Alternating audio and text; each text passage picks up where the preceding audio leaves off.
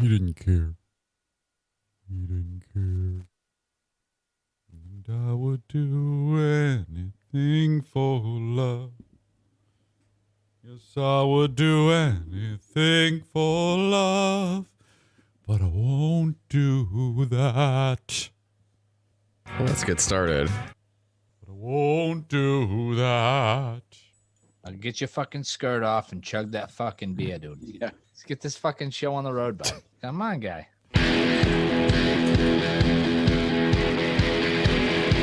Yes, hello. Sean Gotti here, coming to you from Raleigh, North Carolina. And there's not a single radio show around here that's worth a damn. So I'm listening to the Eric Zane Show podcast, coming to you live Monday through Friday. So sit back, get your trays in the upright position, feet and elbows out of the aisle, because here he comes, Eric Zane.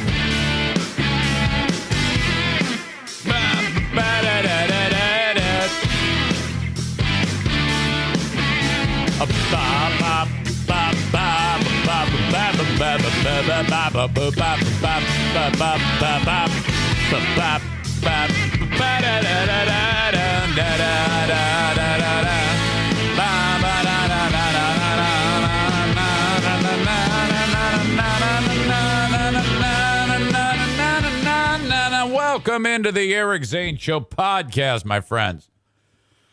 From the Baldwin Ace Hardware Fear Bunker Studio, each and every day of the work week, Monday through Friday, right here at about this same time, 8 a.m. Eastern Standard Time. And then the other half of the year, Eastern Daylight Time, I think. I think that's correct. We're in Standard Time right now, right? I mean, I think. I don't know anything.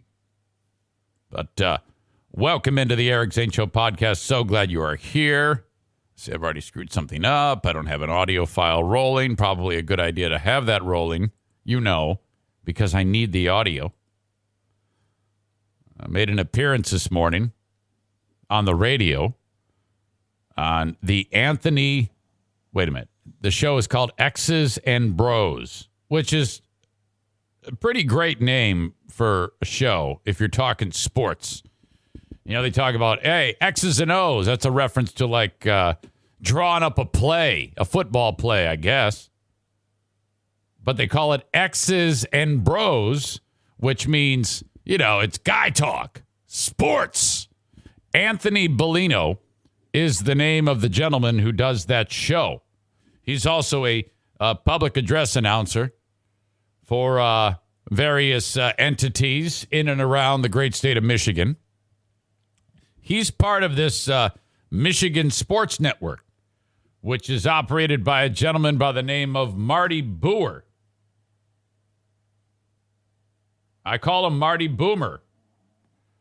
That's the guy who employed Bill Simonson from the Huge Show. So he's got like X's and Bros in the morning and then Huge Show in the afternoon. And then he sells these shows to like various stations. Gets syndicated. It's a syndicate. It's a statewide web address. So Bellino reaches out to me and says, hey, the Detroit G League basketball team is coming to Grand Rapids. We want to talk to you. And I'm like, you do? About what? About the big game? The G League game? All right. But it turns out he didn't really talk about the game too much. He kind of just interviewed me. I thought that was nice. It was a nice visit. I did that about 7:35 this morning. So up and at 'em, busy as a bee. I cracked a joke. Man, it was met with so much silence. These sports guys, they get wound up, and I don't know what it was, but Anthony set me up perfectly. He goes, so the rivalry between the Motor City Cruise, interstate rivalry, Grand Rapids Drive, Motor City Cruise, there should be a rivalry there because the Motor City Cruise used to be the Grand Rapids Drive, Is there some interstate rivalry? And I go, well, Anthony, there wasn't. But last night, the Motor City Cruise poured gas in the visiting locker room and lit it on fire before they left.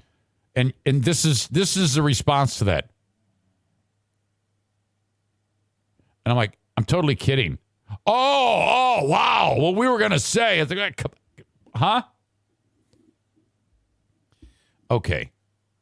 Nearly 6 years ago, the infamous shot clock incident happened at that same Deltaplex. For those of you who don't know, and there's very few of you who don't know, but if you're a new viewer or listener of this,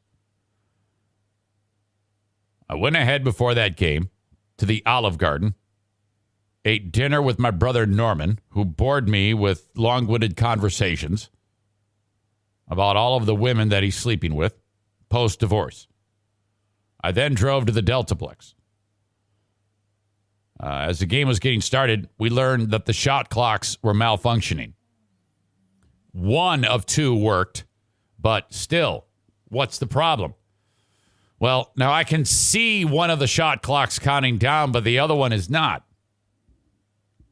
Joel Langlois from the Deltaplex, the owner of the facility, is trying to repair the shot clock.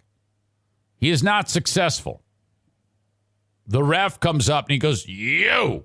And he points at me. I go, "Yeah?" He goes, "You got to count down." I go, "What are you talking about?" "No, I'm not doing that. I got to announce the game."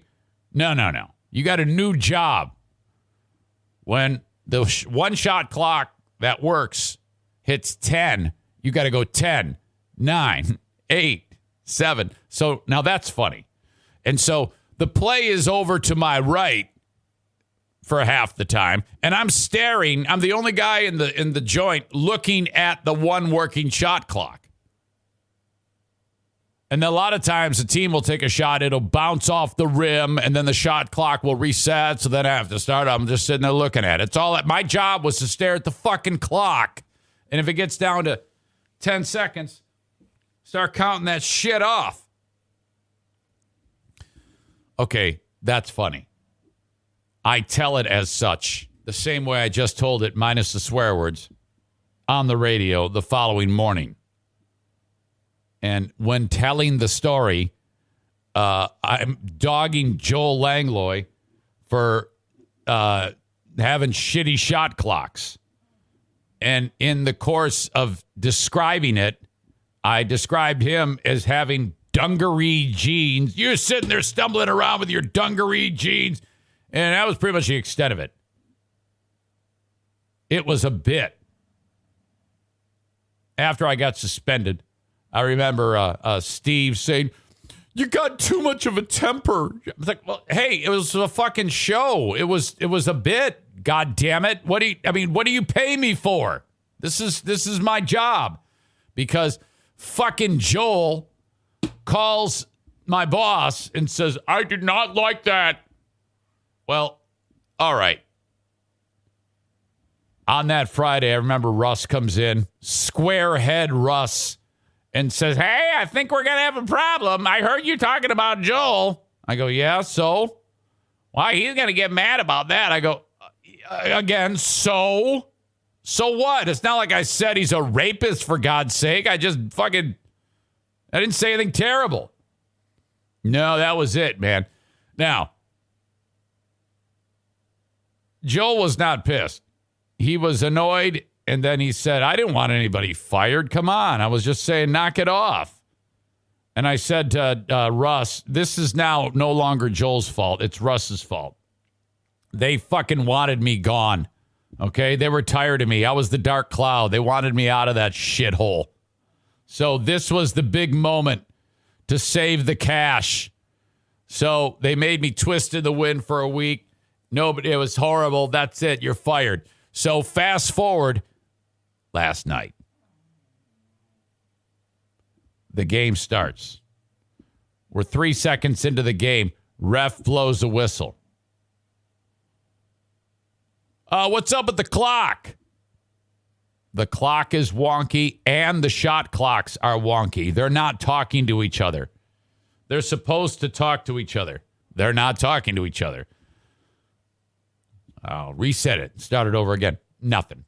Again. Like 4 times we start the game. And the refs go, "All right, hold on." Excuse me.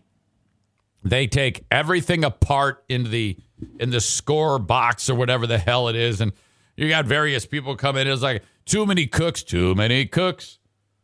sitting there, getting involved, taking it apart, and then I go, "This is gold. I'm going to drop this." I go, "All right, folks, we're repairing the shot clock," and then there's like a murmur, and I said, "Last time this happened, I lost a." Last time this happened, fans, I lost a job. And then you see various people. That was a long time ago, 6 years. Not everybody's aware of that, you know? But the ones that were, they're like, you asshole. And so it was classic. And then Joel comes walking up, Joel Langlois, who we have since, cleared this up. No big deal. Which, by the way, truth be told, at the time that this happened in 2016, I said to Squarehead Russ, I go, well, let me call him. I'll take care of this. And he goes, no, he does not want to talk to you. That was a lie. Because I asked Joel, I said, hey, now that we're so far removed from this is after we kissed and made up. I go, I wanted to call you. Did you not want to talk to me? He goes, no, I didn't. No, they made me out to look like I was furious, but I wasn't. So that's just another perfect example of how much bullshit was involved in that fucking saga. You've heard us, Eric. Shut up, dicks. Anyway, I see Joel, and then the dude, Jay, is like the guy at the scorer's table who's in charge of repairing this thing. And he's explaining to Joel what happened. And, Joel comes down from the office when shit like this goes down because these are his tenants, the drive. He wants to make sure that the shit's working or gets fixed. So Joel's standing there, and then Jay says, yeah, we can't get working. And Eric hasn't said anything. And I look at Joel and I go, no, man. And I did the old zipper across the lips, and he just cracks up. So we had so much levity. Isn't that what you say, levity? Is it levity or brevity? It's levity. Brevity is brief. We had levity. Nearly 6 years to the day since the big moment. All right. That's okay. That big moment ultimately led me to where we've been right now for the past 3 years, 3+ years. So it all worked out. What the hell? Oh, my God. But, I can honestly tell you that it was deja vu all over again, as they say. Kyler was there. Not 6 years ago, at least I don't think. But Kyler was at the basketball games with his two sons, who I did not realize the names of these kids. Maybe I shouldn't say them. But he's got really unique names for his kids. One's named after like a tree or something like that. Okay. Unbelievable. Glad you were there. The Motor City Cruise beat the shit out of our Grand Rapids Gold. Meatloaf has passed. I saw a lot of you talking on the pre-show where it says show is starting. You had already gotten into the conversation. The story is broke that Meatloaf is no longer with us. Boy, talk about a guy who, not a long string of hits. You have various pockets of success where he was enormously successful. But, it wasn't a consistent amount of hits coming out of him. But he sold more than 100 million albums around the world. I always loved his music, the songs that you and... Okay, 2 out of 3 ain't bad.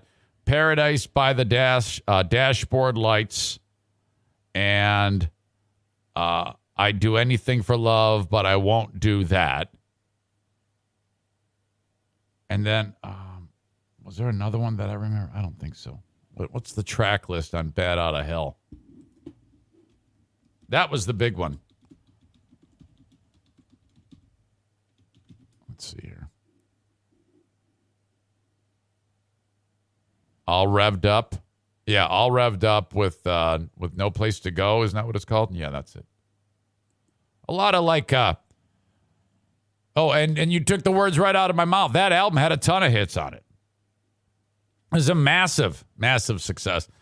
You're looking at out of 6 songs, 4 played quite a bit on the radio. And the fact that when that came out in 1977, Paradise by the Dashboard Lights, 8.5-minute songs. There weren't a lot of songs that were longer than 3.5, 4 minutes. You had a few outliers, Freebird, Stairway to Heaven, things like that. Paradise by the Dashboard Lights, it's an excellent song. And this guy could sing, holy shit, and a terrific performer. Also a great actor. This guy, he could do it all. Eat, act, and sing. Triple threat. He was 74.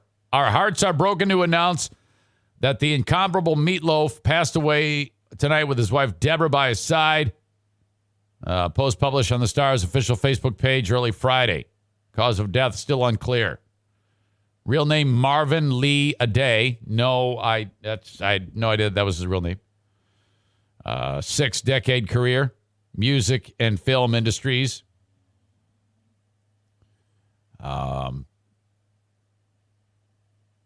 He played Eddie in Rocky Horror Picture Show, which to this day I have never seen. And whenever I see people dressing up like it, I walk away from them because they look fucking ghoulish. And I don't like it. It makes me uneasy. He sang the show-stopping Hot Patootie, Bless My Soul.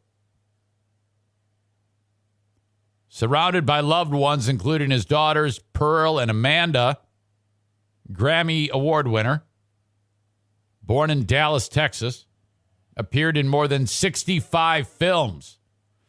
Didn't he play a character in Fight Club that they titled, his character's name was Bitch Tits?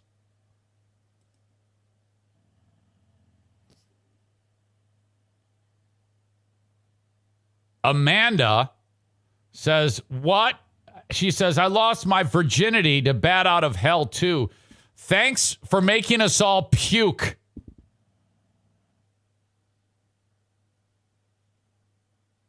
Too much information. We don't want to hear about your busted hymen. Only on the Eric Zane Show podcast can a lady bark out, hey, I got my hymen ruptured to Bat Out of Hell 2. What the fuck is wrong with you? What kind of animal would announce to the world, hey, guess what song I got my hymen busted to?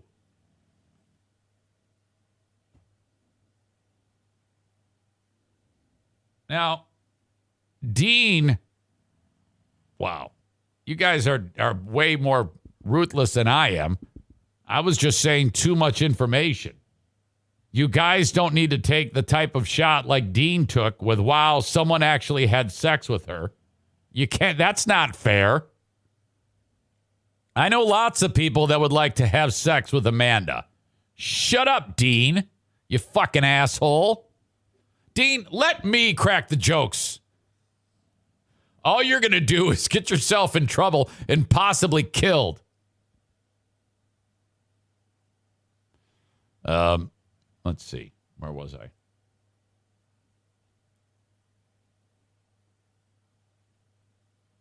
Amanda says, no, that's an awesome fact. No, it's not an awesome fact that you got your hymen ruptured to Bat Out of Hell 2.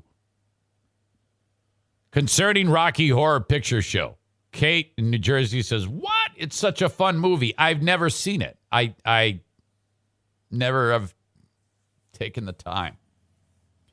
Quote, Bob's got bitch tits.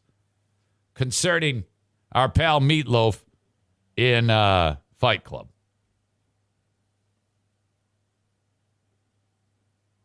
I think Amanda has stolen the show with her description about getting her hymen ruptured to Bat Out of Hell 2.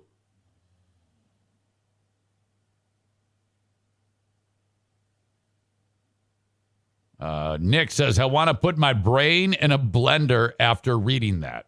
Okay, so ladies, go ahead and tell me these specific things going on when your hymen was ruptured. We'll do it. Eric Zane Show podcast, ruptured hymen talk.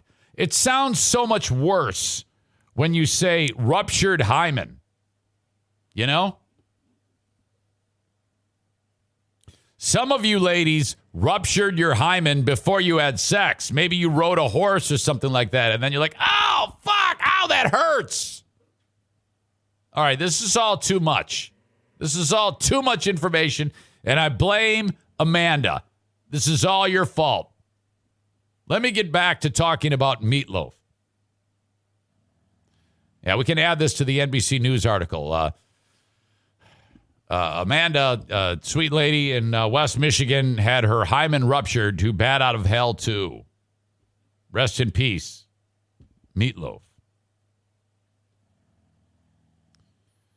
Written and composed by his frequent collaborator, Jim Steinman. He also died last year at 73. The 1977 debut album, Bat Out of Hell, one of the biggest selling albums in U.S. history. Its singles, 2 Out of 3 Ain't Bad and Paradise by the Dashboard Light, were both certified platinum in 2018. The origins of the name Meatloaf, something of a mystery. With its, I don't know. I would say, I'm just going to guess. Well, his real name, isn't it Marvin Lee? Marvin, middle name Lee, last name Aday. So Marvin Lee. And he was quite large. You don't look like a Marvin. It's probably a teacher who said that in gym class when he was a kid. You don't look like a Marvin Lee. You look like a Meatloaf, you fat ass. Ah, ha, ha, ha. With its alleged beginnings ranging from a favorite recipe of his mother's, who passed away when he was still a teenager, to his weight. I think that that's saying something if you can be a fat ass and be a rock star. Because, I mean, you got right out of the gate, you got the deck stacked against you. But if your talent, and he had tons of it, and ability, can win over the crowd despite being morbidly obese, that is rare. Okay? The Fat Hall of Fame has several members in it, and we can probably think off the top of our head people who have gone on to have stellar careers in entertainment despite being huge. We can put on the Mount Rushmore of entertainment / fat Meatloaf, rest in peace. Though I think there was a period of time when he lost a bunch of weight. And I don't know what he died from, so he may have died skinny. You don't know. The lady who played Precious, Gabourey Sidibe, she needs to be on there. That's one of the fattest people that has ever existed. And then I think she lost a ton of weight. I think she weighs like 60 pounds now. And that's a bad move on her part. She should have, because, you know, nobody wants to hire you because you're a good actor or skinny. Lizzo is another leader in the Fat Entertainment Hall of Fame. Lizzo, Precious, Meatloaf. King Kong Bundy can also be on the Mount Rushmore.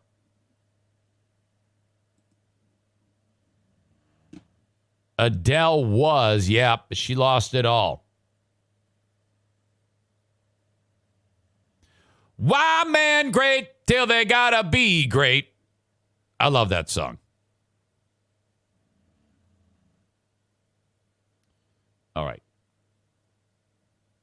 I don't know if we have any other any other members of the Fat Hall of Fame here.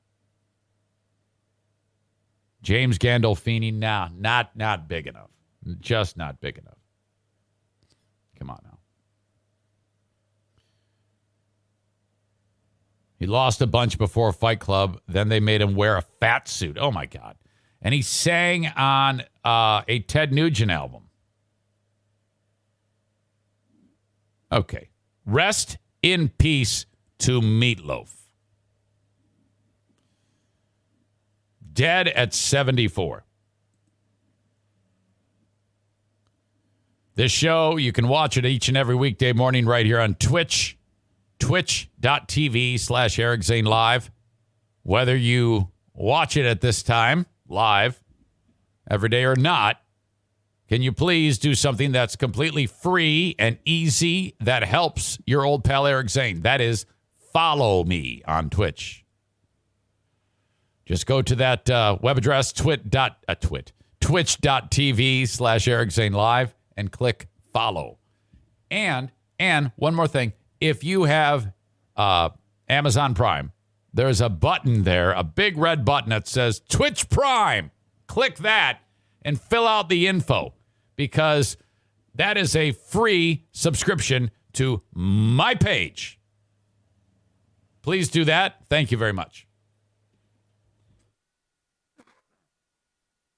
Excuse me. Twitch, brought to you by Irvine's Auto Repair, Grand Rapids Hybrid, and EV. They also sponsor my Facebook page, facebook.com/Eric Zane fan page. Twitter, @Eric Zane Show on Twitter, brought to you by Blue Frost IT. And the almighty YouTube, brought to you by My Policy Shop Insurance, the immortal Frank the Tank Fuss. Earlier in the week, maybe, was it last week? It was last week into this week. The Ferris State University professor who was calling the students cocksuckers and saying, I do not want you to come to my class. You are vectors of disease. Stay the fuck away from me. I mean, it was spectacular.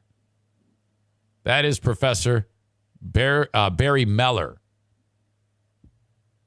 This video is just was just the introduction to his class. He says he does it every year. Now he's saying, I was just kidding.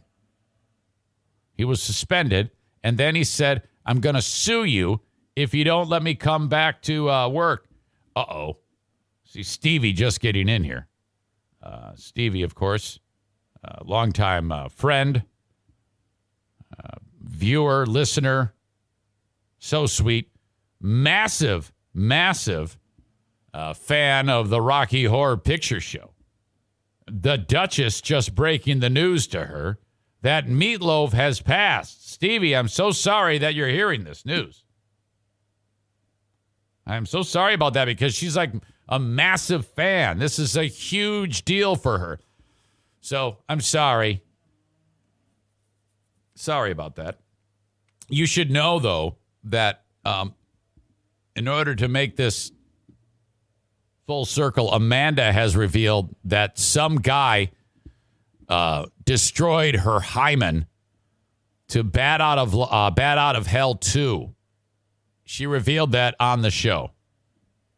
So, as you're struggling, that's true. And so that's going to be weird for you, because you feel bad because that sweet guy passed away and you love him very much. But Amanda is still, it made her very happy to have her hymen look like, a fucking smash roast beef sandwich. To Paradise by the Dashboard Lights 2. I'm sorry, Bat Out of Hell 2. She said that. All right.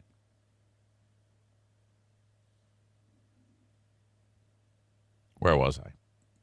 You're never going to be able to live that down, by the way. That was incredible. That was an incredible tell. I'm so happy that you did it. Okay. Let's get back to Professor Barry Meller. He has something to say again. He's back. This is Professor Meller. Hello, YouTube. Hello, Reddit. The guy's pretty hip. He knows all about how to navigate this stuff. He knows about Reddit. He's pretty hip. Hello to the various news agencies who have reported on my video and the shorter cut and paste version that lacked all context, which began this amazing uproar. Oh, and to that Reddit user who picked up on my joke about arriving from Rigel 7, which is a quarantine planet in the Star Trek universe, good on you. Shut up and get to it, you nerd. Professor Barry Mailer, and this video is my introduction to all of you, as well as a response to the involved news agencies to speak on the controversy that has resulted. To be clear and direct, this was a scripted performance, precisely the same as Deadwood is a scripted performance. To be clear and direct, I grade my students based on their work and their understanding. Telling them that I give them a random grade before I meet is my challenge to them to get them to think critically. In this example about predestination, presented in a way that affects them directly. It is obvious to my students that this is a performance. What I attempt to present for my students is a viewpoint. You see, this wrecks it. I don't want it to be a performance. I want crazy harebrained professor. I don't want thoughtful guy. I want lunatic. I'm already fucking bored. In this case, a radical, fantastical viewpoint and a rather worrying one. I want to live in a world where a 140-year-old man refers to his students as cocksuckers. We have to have that. Someone said yesterday, would you want your kid exposed to this? Yes, of course I would. I'd want my kid to record it so I could watch it later. No control over my grade. Oh God, my professor is insane. And then throughout the class, I show them a completely different viewpoint, that yes, your work and understanding do indeed matter. I wish for them to experience a strong preconceived notion and then to have an experience of realizing that the notion was wrong, the ability to challenge our preconceptions and to accept new ideas. Yeah, I don't believe any of this. I think he's just crazy and he's trying to make it so that he can get back in the classroom because he obviously likes it. Contradictory ideas to what we... So he's trying to save his ass. The school's like, you're not getting back in the classroom until you do this. So start writing, fucking Shakespeare. Already know for certain what everyone knows is fundamental. By the way, him to say it was a performance like Deadwood. No one who goes to his class knows what Deadwood is. Okay, that show was on like forever ago. To critical thinking. And aside from whichever subject I may be... Here's a performance from One Flew Over the Cuckoo's Nest. ...teaching, I very much want my students to have that ability, the ability to think for themselves and to be able to change their opinion. Say cocksucker! If the evidence warrants. Some quotes from students after experiencing the first day of class. Here's one. If you think about something, but are able to figure it out, you're more likely not to forget it, the information, and to have a better understanding. And from another student, I was confused at the beginning of the class, and then I figured out I was going to like this class a lot. So he's picking up all the good ones from whatever, ratemyprofessor.com. The rest of them say, this crazy fuck's a lunatic. This method of introduction, in my experience, gets the students excited for the semester. After the first day, or the premiere of the show, as I call it, students are talking about this crazy professor and are more interested in the class. That's true. I mean, we've all been interested in the story. We don't have the class. I say some professors are weird. They do weird shit. This guy does that. I mean, this is a fucking highlight of the year, in my opinion. I mean, come on. As one of my students wrote, one of the greatest teacher intros in the history of teaching. I thought your theories on grading and predestination were hilarious. I have no idea what to expect. I've been giving this performance for over a decade now, and my students have loved it. To those who are genuinely wondering if I was actually angry at my students when I spoke to them about my fears regarding COVID, My goal was to get them to appreciate that in attending in-person classes, they do present a danger, not just to me, but also to each other and to their families as well. That every large gathering... It's okay. You should say what you said. Don't worry about it. You should double down, triple down. Say it again, dumb fuck. ...in a confined space, like my classroom, contributes to the spreading of this terrible... Take it from a guy who's said shit and then had to apologize for it. It's bullshit. That's what the apology is. When you try to talk them through it, it's always, keep it simple.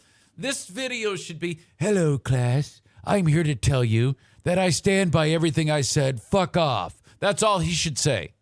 Disease, which has already claimed the lives of millions around the world. At the last count, 844,000 Americans.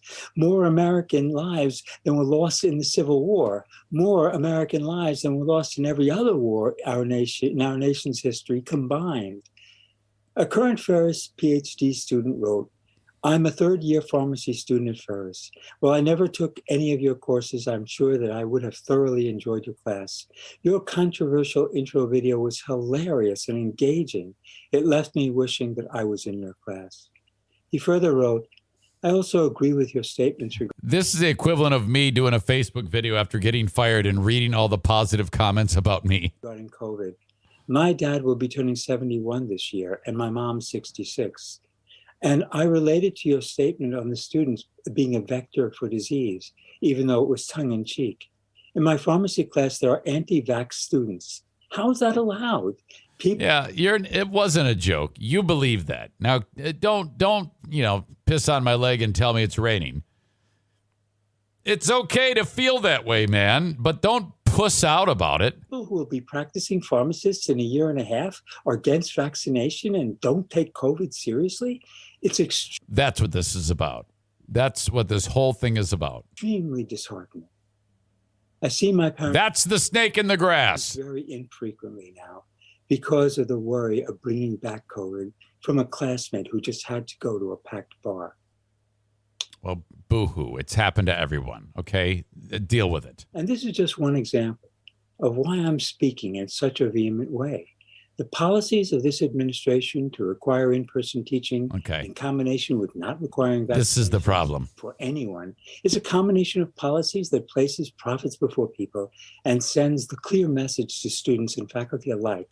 Die for us because money means more to us than your life. That's one way of looking at it. That's one way of looking at it, but come on now. Outside of, we've pretty much gotten back to normal. So don't act like this is some new thing. I mean, people have kind of adapted and moved forward with or without you. That's going to happen. So I don't know. Aram says it's stupid that he has to offer in person. Okay, maybe. So he says what he says, and then he kind of walks it back. And, I think that that's just an effort by him to remain in the classroom. He's trying to save his ass, I guess. Whatever. But, you say it's stupid that he has to offer in person. Some people don't do well in that setting. Not everybody. I mean, if you sit there and stare at a monitor, that doesn't, sometimes that doesn't, people don't like that shit. They actually like to be in the classroom. There's something to it. That's what they pay for. So I don't know. I don't have the answer, but I can't say that it's stupid that he has to offer in person. I don't agree with that. And then Nick says he doesn't have to do anything. He could quit. That's true. And he already said, I'm getting ready to retire. What I don't understand is how he can be that thorough in that first video and then wonder, hey, how can you not know that was a joke? That didn't seem like a joke, man. All right. So that's Professor Barry Mailer back again. Anything that I'm missing here? He's a pending investigation for his clip for his video that he made. The university is not talking. The video has racked up nearly 500,000 views on YouTube. Video gained national attention because of the profane language that was awesome Mailer used during certain points of the video. He's been teaching there for 27 years and basically talks about his, this is what I'm doing. This is why I do it. I'll link up the article and you can check it out. But I really believe that, he meant everything because he kind of revealed that at the end of the follow-up video, which, by the way, only has like 8,000 views. Nobody gives a shit about his explanation. They just want to hear him lose his mind. More of that.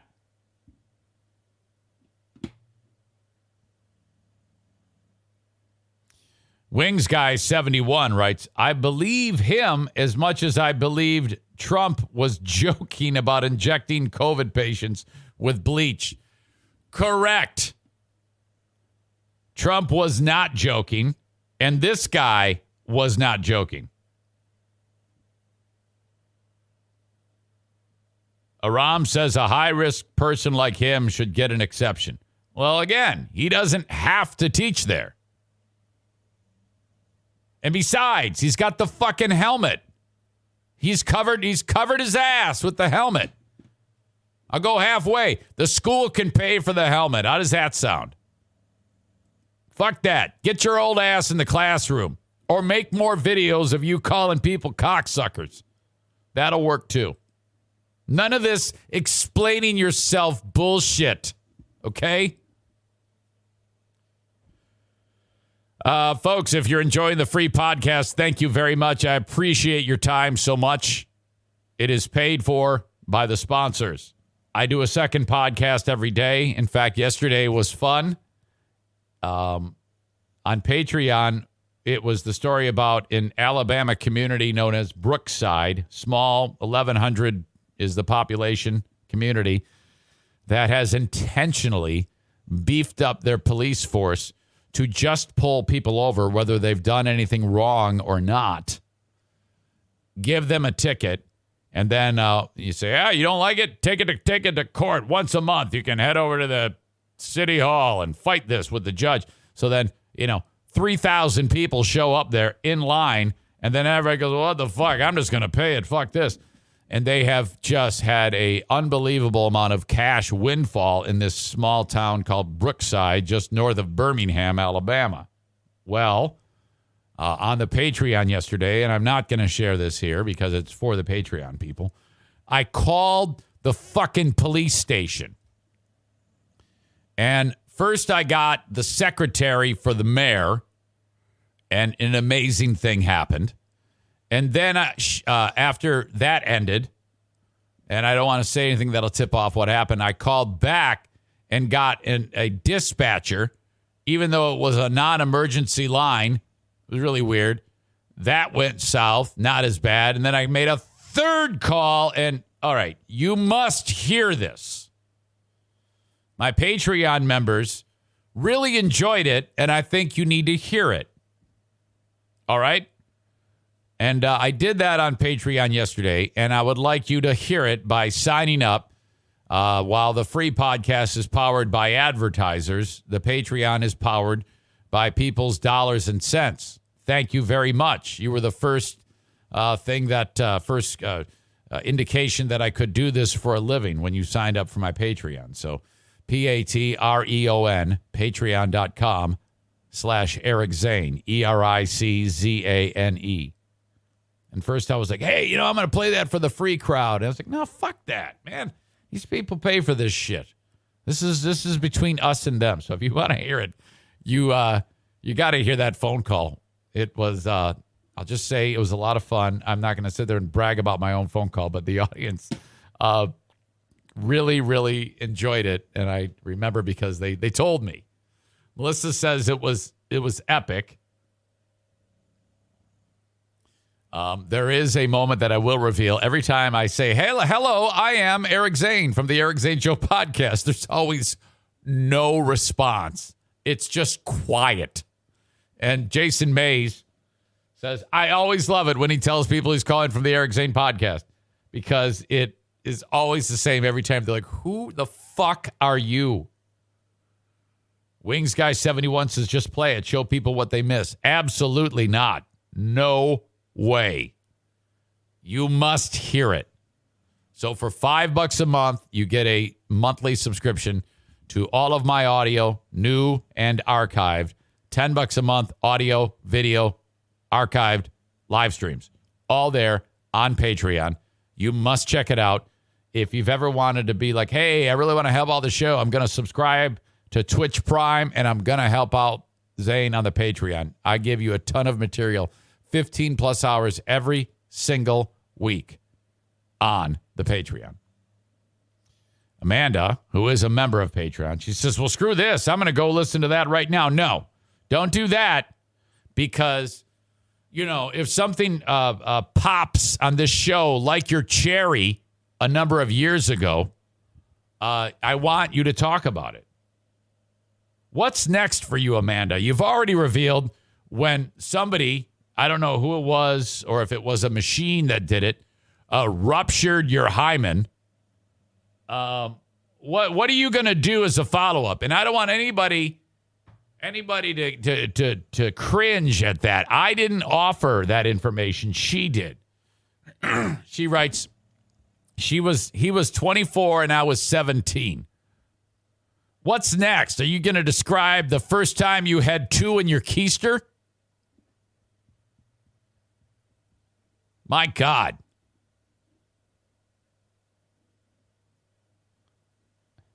First pink sock listening to ABBA?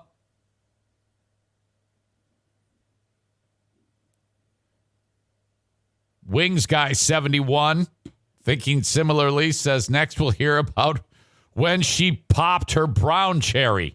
My God. So she had sex, she says, with some guy who was a Dungeons and Dragons player.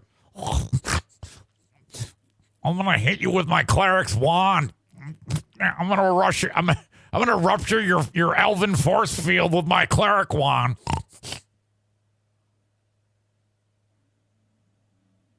All right.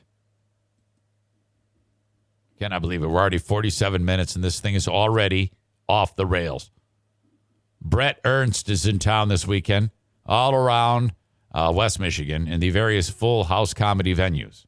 If you'd like to go to a comedy show, there is only one entity that does comedy, and that's Full House Comedy. In fact, I'm going to take a look. I like looking at the schedule from time to time, see what Big Dick Donnie is up to. Okay. See Brett Ernst here with a weird look on his face. You got tonight, 7, at the Grand Rapids Comedy Club. And then he's got a 9:30 show tonight. Saturday, same thing. 2 shows, Grand Rapids Comedy Club. Also Saturday, Laura Beats or Bates. Sorry. I'm going to say Bates. She's at Back Alley in Muskegon. Steph Tolov next week at the Park Theater. James Mattern also next week. This is Jimmy Kimmel's sister, Jill. She's appearing at Back Alley Comedy Club in February, early February. So, and Jeff Dye is at the Park Theater and Billy's Lounge and Back Alley Comedy Club. Awesome. This guy looks like a nice guy. It looks like this guy would sell you a life insurance policy. Dwayne Gill. Let's see here. There was more. Okay, I want to look into February.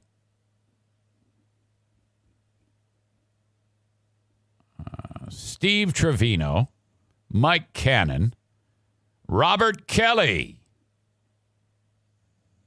Chris Fonseca, all coming to a Full House comedy venue near you, including Tony Hinchcliffe, February 25th at the Park Theater. If you want to go see a comedy show, that's where you go. Terry, I'm getting to it. You know, I got it written down. I got you by the hand, Terry. Why? Okay, ladies and gentlemen, We numerous times on this show, I have lectured the audience about avoid the urge to predict what I should be talking about or what's going on. And hey, how come you haven't avoid that? Because what you do is you end up wrecking it for people. And if you know for sure, by God, don't say anything. Terry is such an asshole. I wrote down on my notes here, talk about paintball scholarship. I know what to do. This is my job. When you're at work, do you like it when your fucking boss comes up to you and says you're doing a terrible job cleaning that toilet?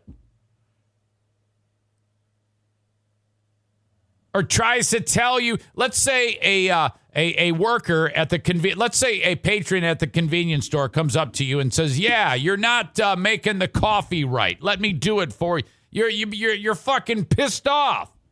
Shut up.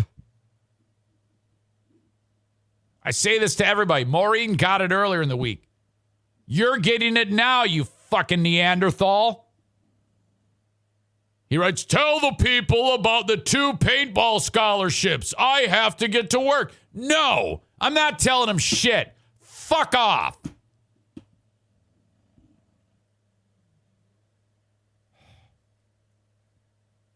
I need it done in my time frame. I'm important.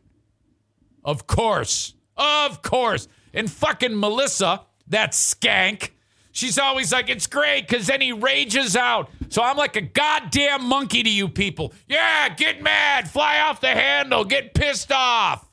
Yeah, that's great. I love just sitting around yelling at people. Motherfucker! Ugh. All right, I'll talk about it, you asshole. Terry, it's not him, it's his lovely wife, sent $70 to award a paintball scholarship for the next paintball event that happens in just over a week. Thank you, Beth.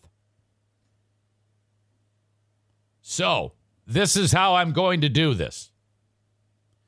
If you want to win a paintball scholarship for you plus one, you have to send me an email, eric@ericzaneshow.com. And you have to describe how much Terry sucks. You have to explain. You have to put some thought into it. This is a $70 value.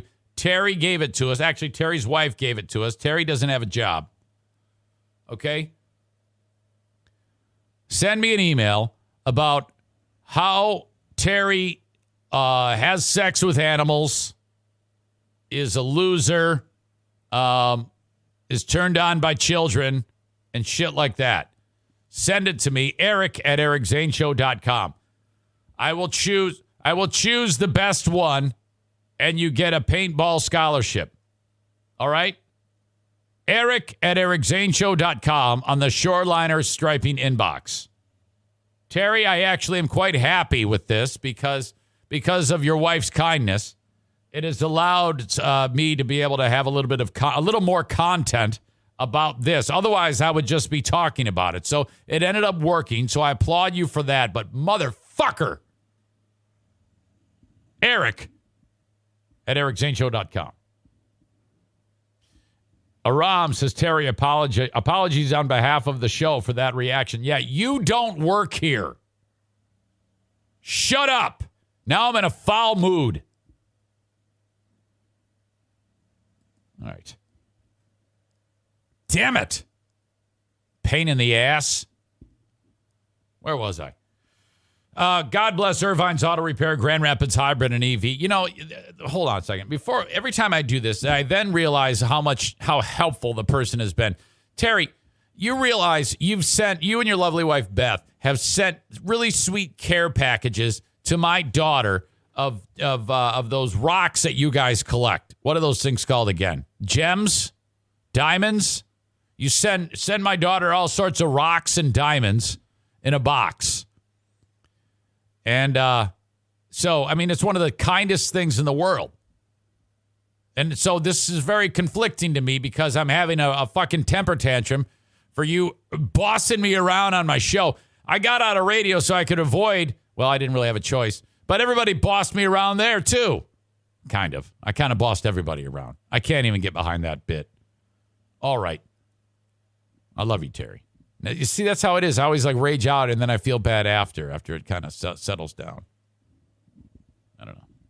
Thank you. And thank you for the never before has somebody donated something and gotten such a beating over it. Let's get back to talking about Amanda's hymen, ruptured hymen. Thank you to Irvine's Auto Repair, Grand Rapids Hybrid and EV. They're like, please don't talk about us now. Please don't do that.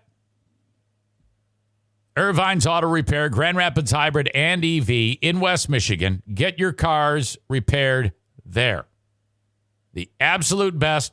They have drop-off after hours. You just drop your key in a little drop thingy and pick up after hours because they've got these like lock boxes. So it says, all right, you're going to be in lockbox number 3. Here's the code. Don't tell anybody. You show up there. You've already paid online or over the phone. Hit a couple keys, grab your keys. Hit a couple buttons, grab your keys, and you're gone. It's just one of the many conveniences of Irvine's Auto Repair, Grand Rapids Hybrid and EV. If all you got to do is manage to get the damn thing there, they'll take care of the rest. So many amazing Google reviews, 5-star average, Irvines.com.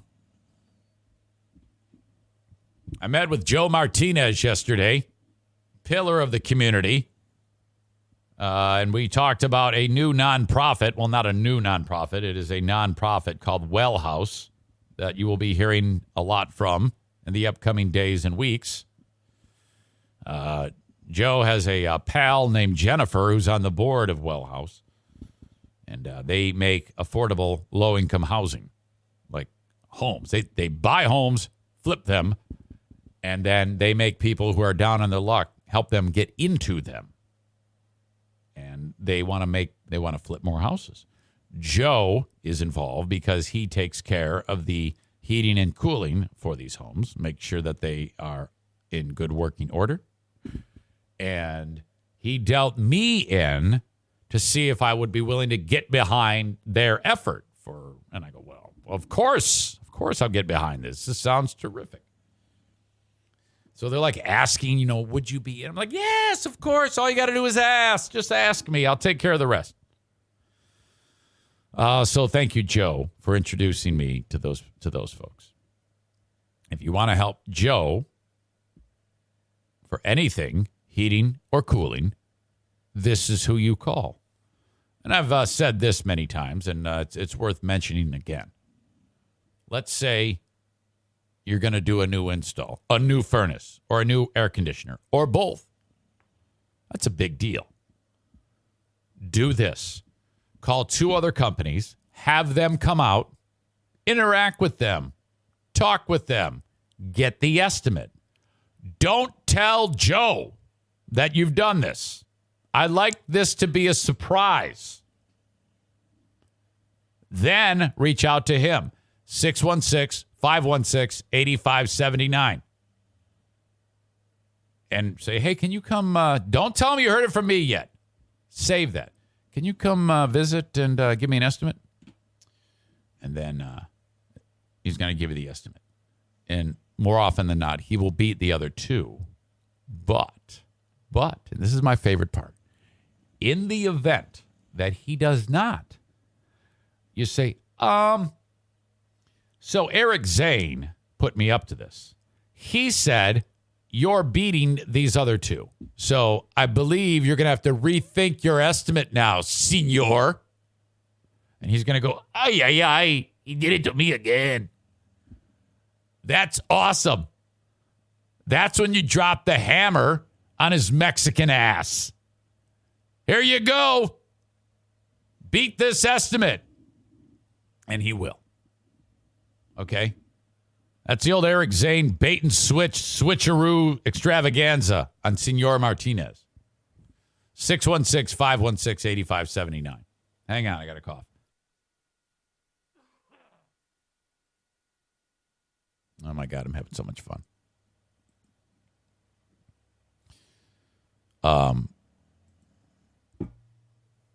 Yesterday, I was getting ready for the show, and Savannah Guthrie from the Today Show had Kamala Harris on for like 10 minutes, and they blew past their allotted time, and there was all sorts of interrupting and all sorts of awkward, and Harris getting annoyed with Guthrie.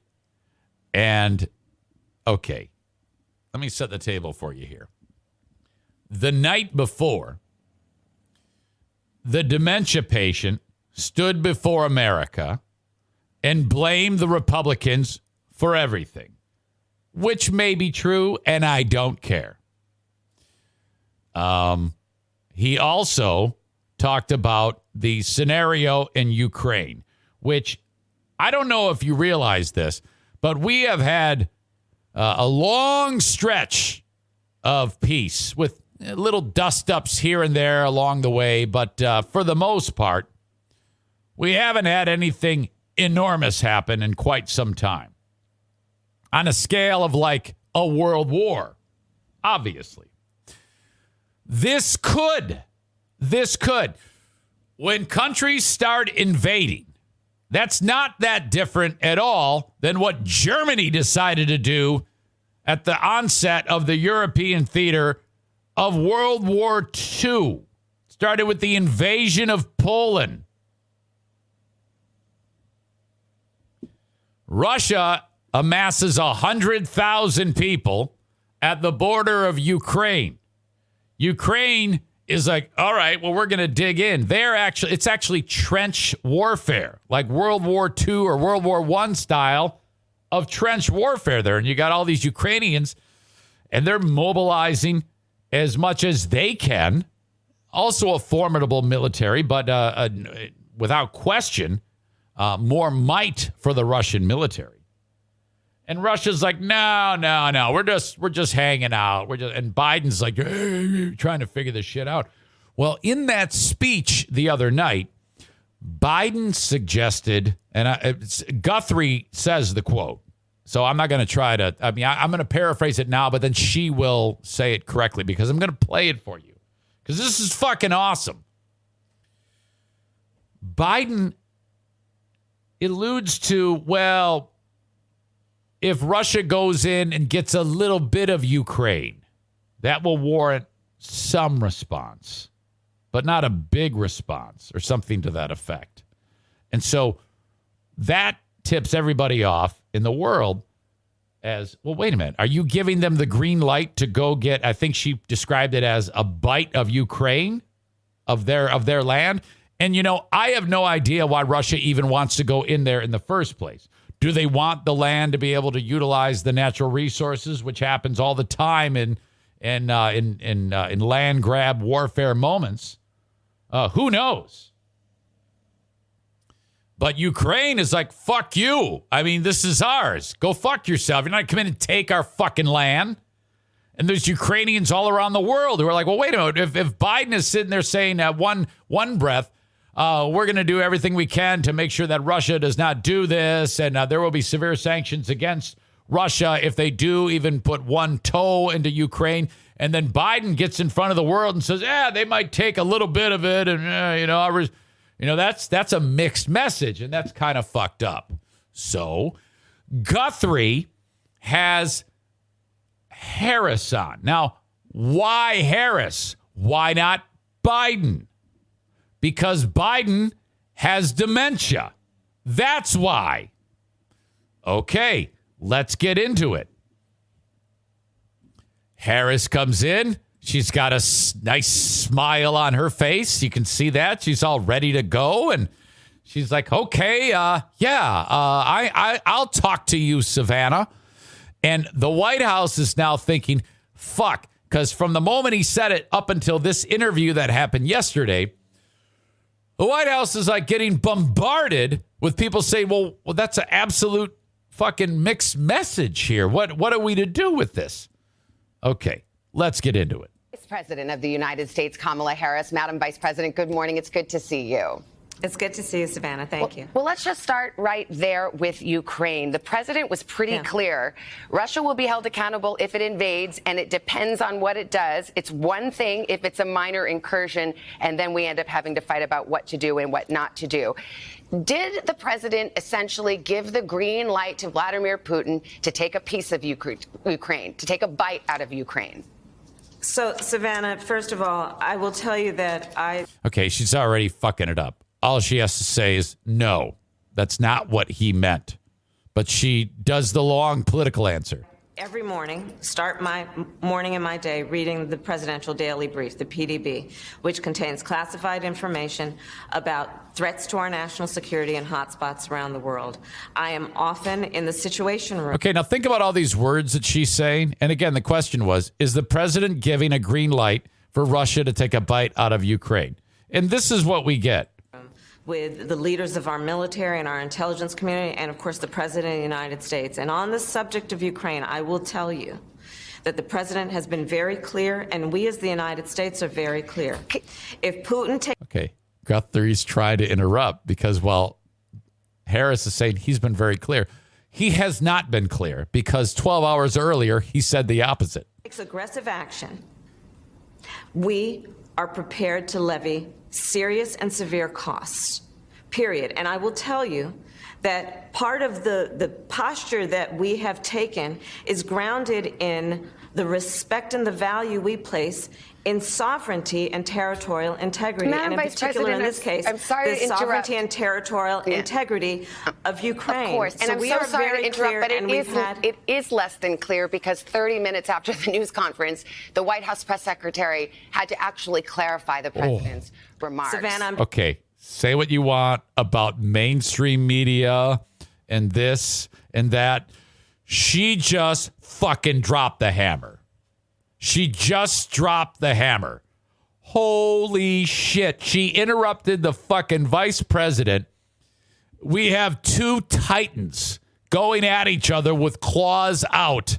And they just talked over each other in that hilariously awkward moment, motherfucker. And she disputed exactly what she said. Holy shit. in this case, I'm sorry the to interrupt. sovereignty and territorial integrity of Ukraine. Of course, and so I'm we so are sorry very to interrupt, clear, but and it is less than clear because 30 minutes after the news conference, the White House press secretary had to actually clarify the president's remarks. Savannah, I'm being clear with you right now. Yes, okay. And so if you're interested, I'll continue to be clear. Oh, if you're interested, she does that. Harris does that all the time. She hates getting fucking interrupted and then responds with that fucking mean tone of, if you're interested, I'll continue to be clear.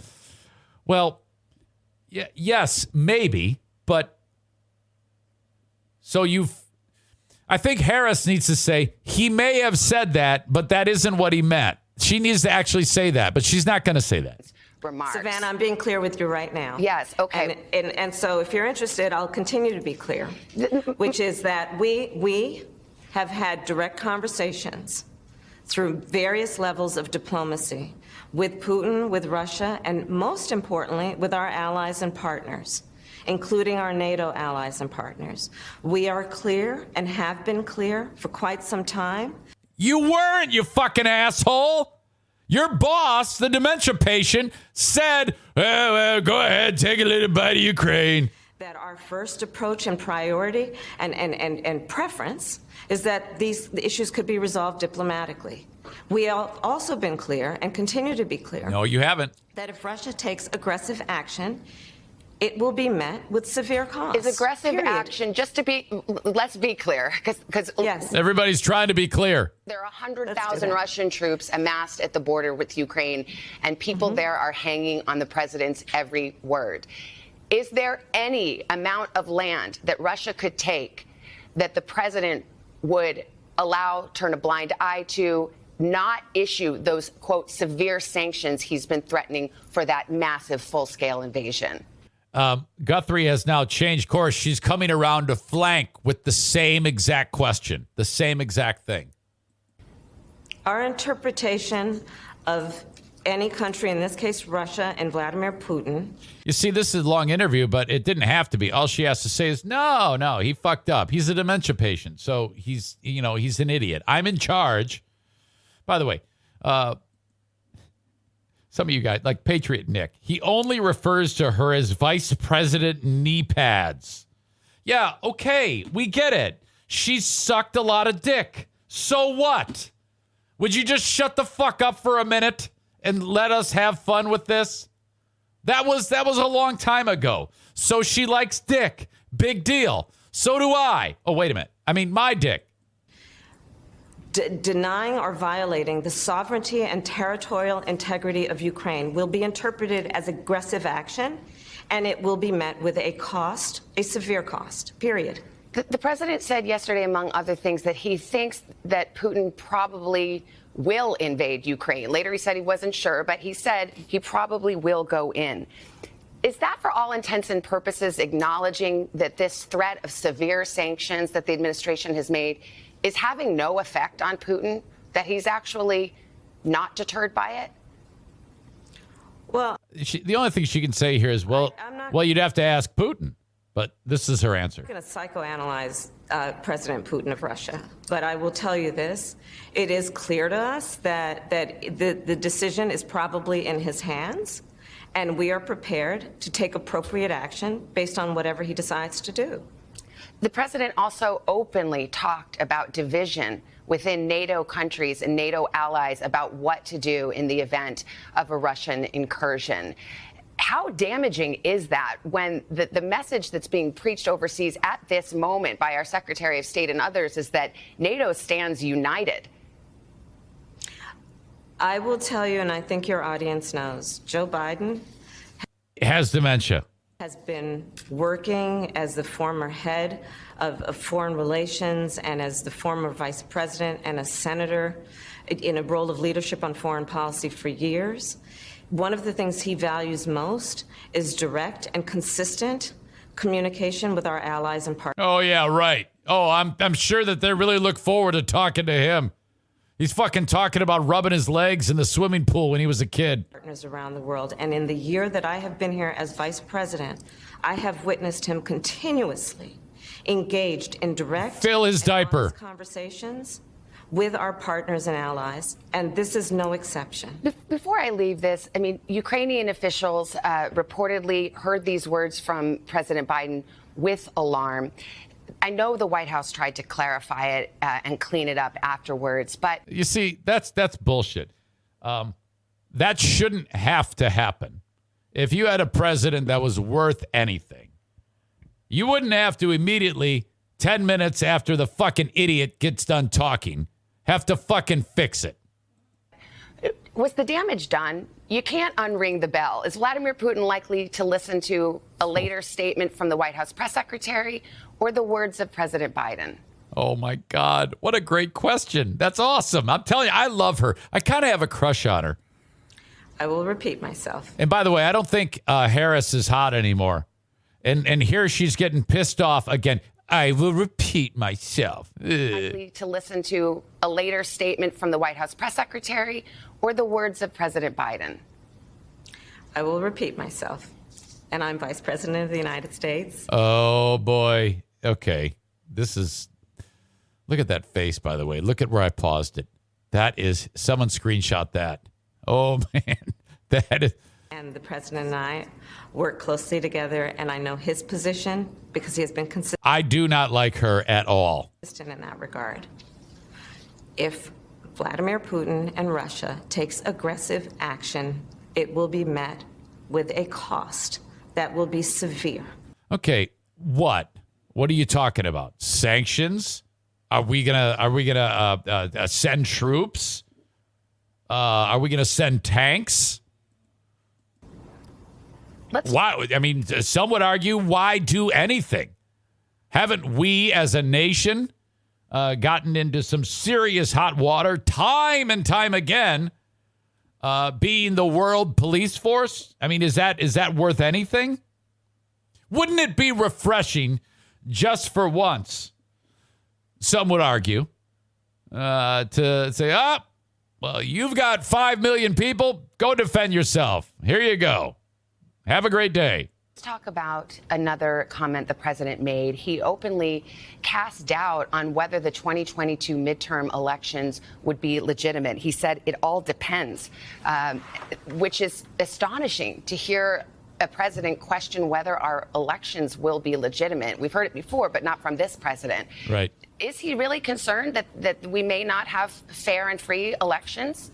Boy, that would be turnabout, wouldn't it? Can you imagine if after the next election he's sitting there bitching and he's hanging out with my pillow guy or whatever, something similar, saying stop the steal and shit like that? The president has been consistent on this issue. Can she say anything without sounding like she's fucking annoyed? I mean, look at that. That is ridiculous. Can't you just answer like a human being? Why do you always have to seem so fucking mean? And the issue at hand, I was there last night in the chamber of the Senate. And he was taking a shit in his hand. The issue is that there are two bills, the John Lewis Voting Rights Act and the Freedom to Vote Act, that have been the solution that has been offered to address the fact that around our country, states have put in place laws that are purposely making it more difficult for the American people to vote. Laws which will be felt by at least 55 million Americans, regardless of their party affiliation, their race, their gender, or their geographic location. Well, to the point, though, because so those bills were debated. The bills were debated and they didn't pass. If I may finish. But the specific question, if you don't. Oh, my God. Oh, that is spectacularly awkward. If you don't mind, if I may finish. If I may finish. Guthrie's like, yeah, you're talking too much, you loudmouth. Here's my question again, dumb fuck. If I may finish. But the specific question, if you don't mind, does he think, now that these bills haven't been passed, that the 22 midterms won't be legitimate or fair? Yes, he does think that because I told him to think that. Or free. Let's not conflate issues. So what we are looking at. Okay, so she's here for 10 minutes and doesn't actually answer anything. And the topic of so much debate last night was that we as America cannot. Okay, and I think Guthrie talks about this. You got to understand, the House is 50-50, and she's going to talk about this. And 2 Democrats voted against that fucking bill. So this is not the fault of the Republicans. You'd expect them, all 50, to vote against it. Well, 2 Democrats voted against it too. So, I mean, this isn't, Biden's blaming all the Republicans, but I don't know. You got to look at those 2 Democrats, your own party. Not afford to allow this blatant erosion of our democracy, and in particular, the right of all Americans who are eligible to vote to have access to the ballot unfettered. That is the topic of the conversation, and let's not be distracted by the political gamesmanship when what is truly at stake are issues like whether Americans with disability have the opportunity to vote by mail, whether a single parent has the opportunity with 3 kids in the back seat to vote by dropping off their ballot. I don't think that's the issue. I don't think anybody with any common sense would argue with that. I think what the concern is it opens, and I don't know this for I mean, I can't say one word or the other, but I would say that people that vote against this are concerned of an abuse in the system because of less checks and balances in place, which could result in people voting more than once, dead people voting, shit like that. If this passes, that possibility would exist more so than in previous elections, okay? And, fuckhead Trump was the first one to say, oh, the dead people were voting. They weren't. They didn't. But with this, that could happen. The environment is more possible for that to actually happen. Ballot in a drop box instead of having to stand in line with those 3 kids for hours. These are the issues that are at stake. And the president laid a lot of and pivotal issues in terms of our democracy. We had an extensive conversation about foreign policy, Savannah. Well, I've met with prime ministers and presidents from around the globe, both partners and allies of ours. They are asking. You see, I almost think that Guthrie would be better served after when the time she interrupts her, say, "You're just not going to answer my questions, are you? With all due respect, why are you here? If when I ask you questions, you're diverting, you're dodging, it's awful. This is not doing anyone any good." What is going on with voting rights in America?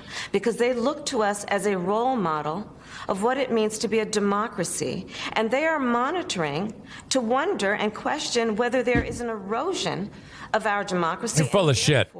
An erosion of one of the best role models of what a democracy does and can do. Speaking of democracy and politics, the president put a lot of blame yesterday on She's changing gears. Republicans for failure to get some of these key initiatives passed. But, you know, you have a 50-50 tie in the United States Senate, as you are well aware. Oh, look at her. She's giddy with this one. She can't wait to drop the hammer. Did the administration fail to temper its initiatives to meet political reality? In other words, should you have been more willing to compromise to try to get all Democrats on board? These initiatives failed because Democrats weren't united, let alone Republicans. Was that an error as you look back on this year? Well, we hate those Democrats, and we're going to have them killed. Well, when I look back on this year, I think about things like the bipartisan infrastructure law. Okay, this is another diversion of just talking about good things that they've come up with. Administrations, both Democrat and Republican, have tried for years. What a crock of shit. Republicans were willing to help if the initiatives were. But they tried for years. Yes, more of that.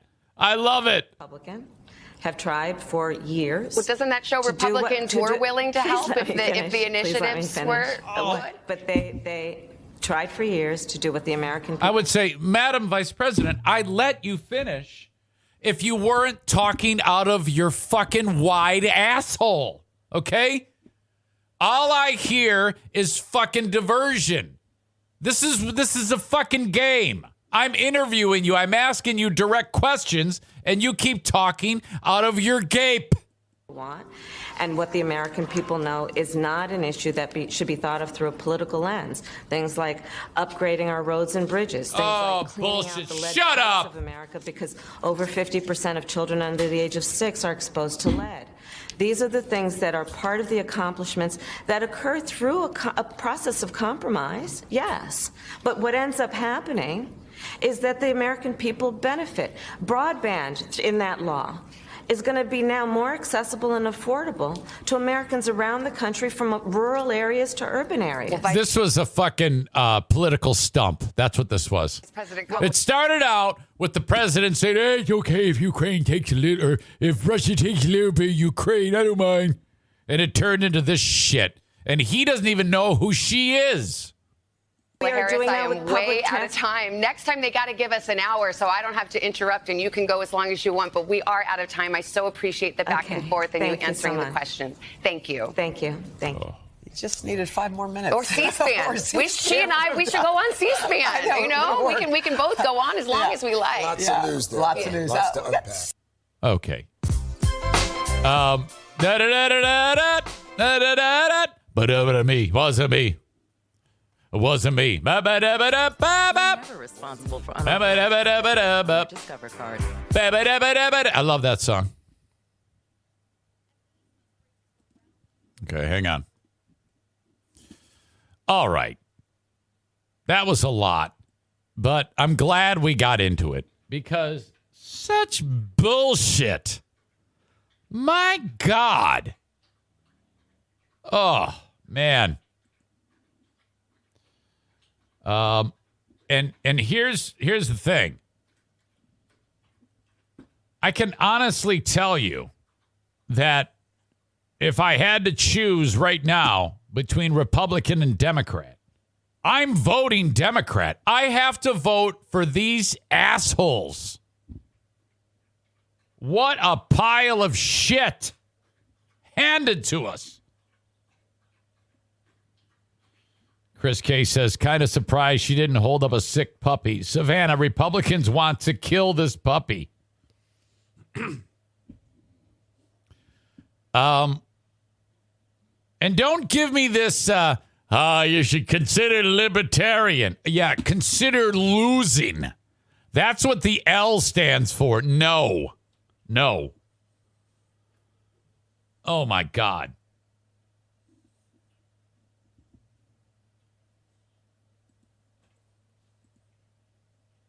All right. Hold on a second. And then they caught me in a shower. Wasn't me. Da-da-da-da-da-da-da. Wasn't me. Da-da-da-da-da-da. Ba-ba-da-ba-da-ba-da. Patriot Nick says, you're high, Eric. Well, all right. That's your opinion. Hey, you get your, do I look at you and tell you that you are high because of your vote? When have I done that? I haven't done that ever. I get mine, you get yours. I have one, you shall not fuck with it. You get your vote, I get mine. All of your shithead constituents are busy dying. So you're going to lose anyway. Unless there's some dramatic shift, I will be voting Democrat. Stick that in your asshole. But I will not sit here and let that happen, what just took place on the Today Show. That is just bullshit. Oh, my God. The only thing worse would be having Trump in the White House. There you go. What do you think of that? Okay. I've got merch, and I want you to wear a T-shirt. EricZaneShow.com. Click on merch, and you will be good to go with T-shirts, hoodies, even a pillow at EricZaneShow.com. The tax accountant, tag accounting, tagcpa.net, also known as the tax hobbit. No matter where you are in the U.S., please consider reaching out to Tag Accounting, 616-301-9516. Love them so much. No matter where you are in the U.S., they can help you with your return. This is the absolute best. You will save money because you're going to get so much money back, more than you would normally, and you're saving the time. Take that time that you would be doing your taxes with, doing something with your family. Okay? It's that simple. You just upload all your documents you have from the year on the online portal, the web portal to Tag Accounting, and then your appointment is made, and they take care of it for you. You do not need to be present to have your taxes done. Anywhere in the U.S., 616-301-9516. Please mention the Eric Zane Show podcast. I've got good news on the flooring front. First of all, Bennett Flooring Installation is going to install your flooring here in West Michigan. 616-318-0167. Call or text. 616-318-0167. BennettFlooringInstallation.com.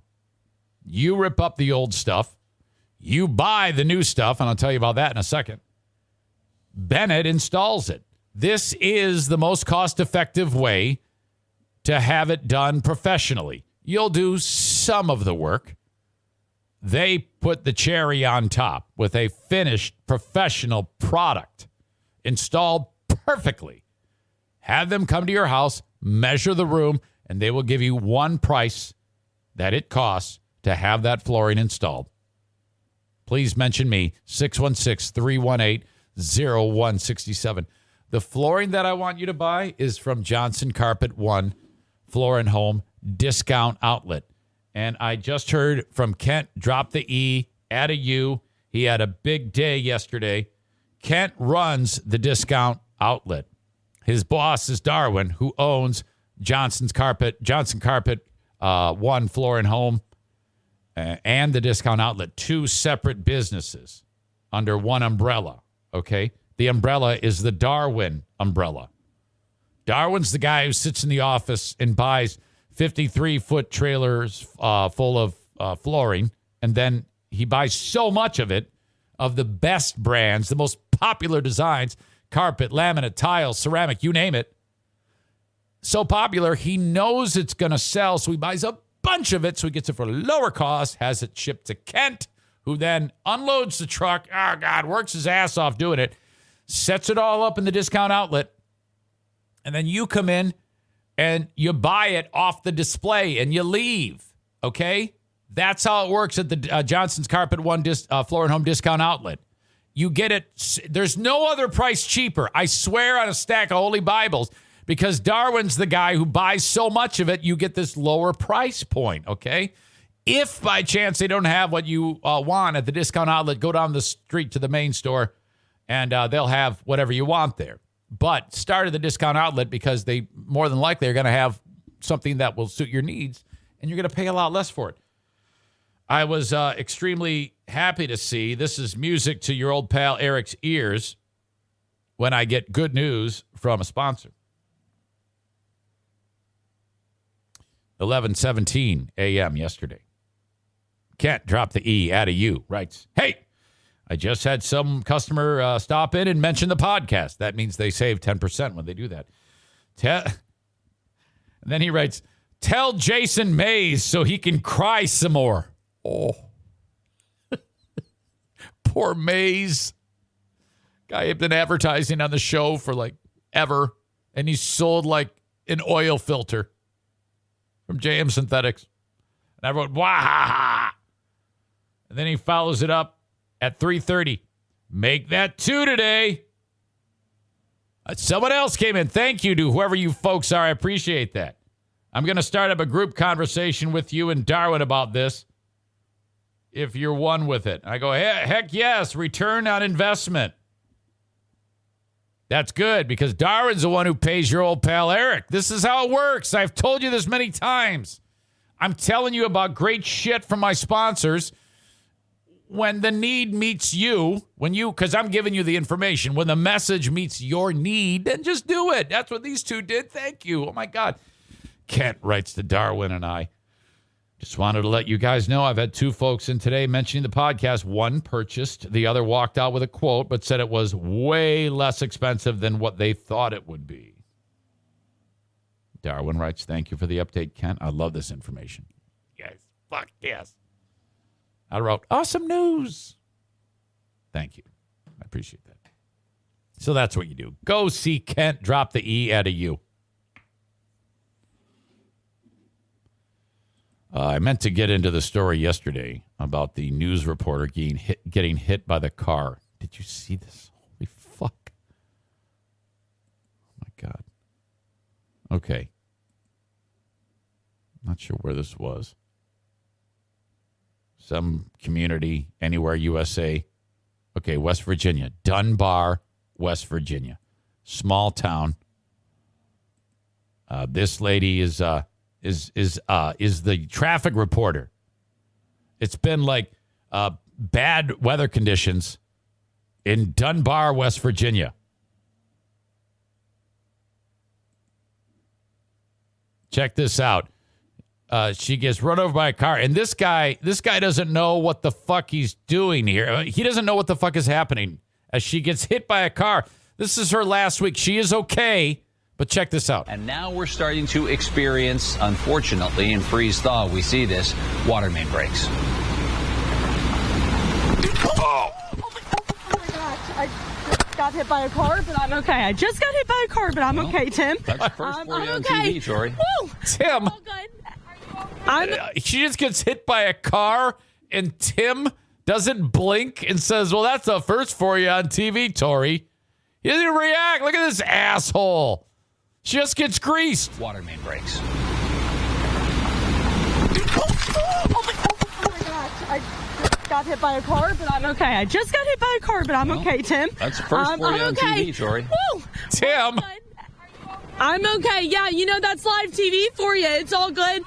What a recovery. I actually got hit by a car in college, too, just like that. Wow. I am so glad I'm okay. Except the car was a black penis. Yeah. You're okay. You're okay. We're all good. This is you know what? It's one sure woman you're band. okay, Tori? A nice response from fucking Tim here. He's keeping his news game face on. That's like what they did when Grape Lady fell. Remember that? They go, ouch, oh, ow. I'll play that next. I think she's okay. I think she's dead. Good, Tim. Man, sure you okay? are so sweet, and you're Tori's great. okay. Okay, this is the lady who hit her. She lost control of the car. Now Tori has become the news. She's talking the lady down. By the way, Tori's alone. That's the way the news industry is these days. These days, they don't actually have a camera person with them. They just set up a camera on a tripod, and then they just hit roll it. That's why there was no camera person to warn her that she's about to be hit by a car. It is all good. You know, oh, Lord.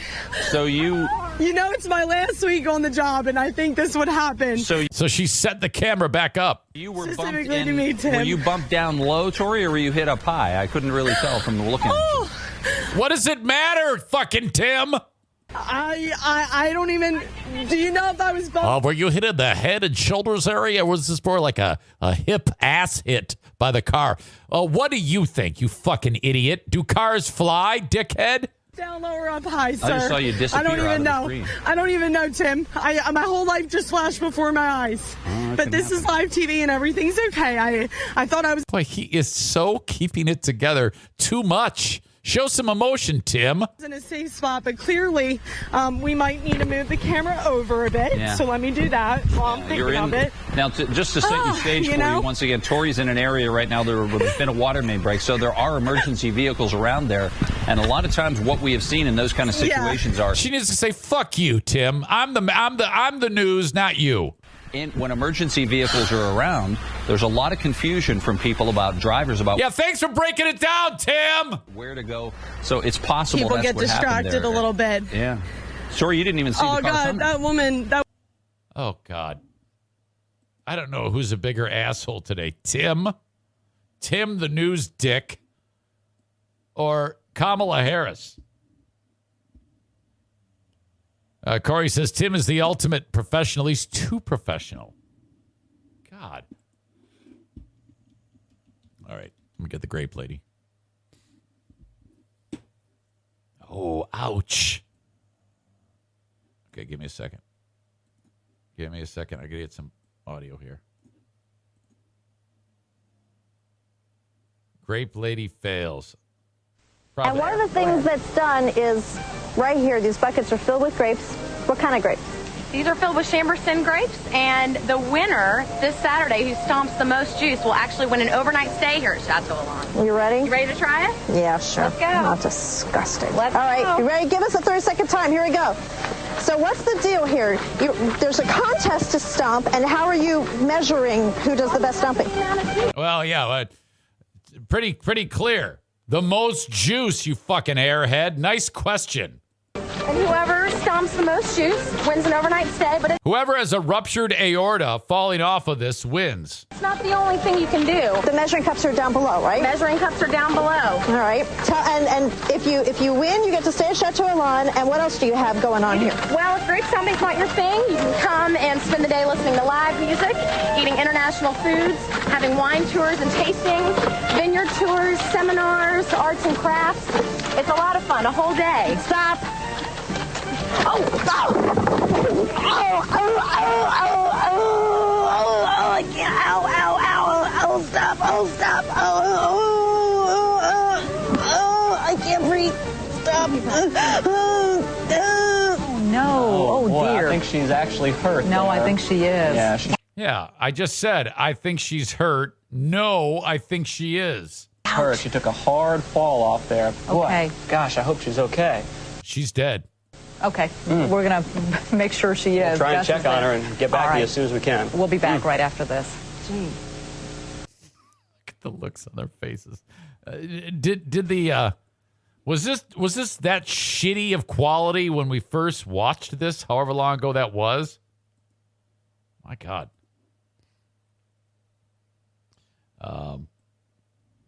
Looking back on this, Corey says, I don't feel bad for her because of that ridiculous noise she makes. Well, I think she got the wind knocked out of her. Have you ever had that happen? You actually think you're going to die. That's like terrible. You do that. That's the noise you make. That's the sound like the guy in Alien when the creature came out of his chest, perhaps. That was a long time ago. I don't know. I haven't seen that movie in quite some time. That's what you get for trying to cheat. Tim is being accused of mansplaining traffic to her. You're right. He was mansplaining. That was great. In fact, I might have to back up on old Tim there. His mansplaining. More of that, please.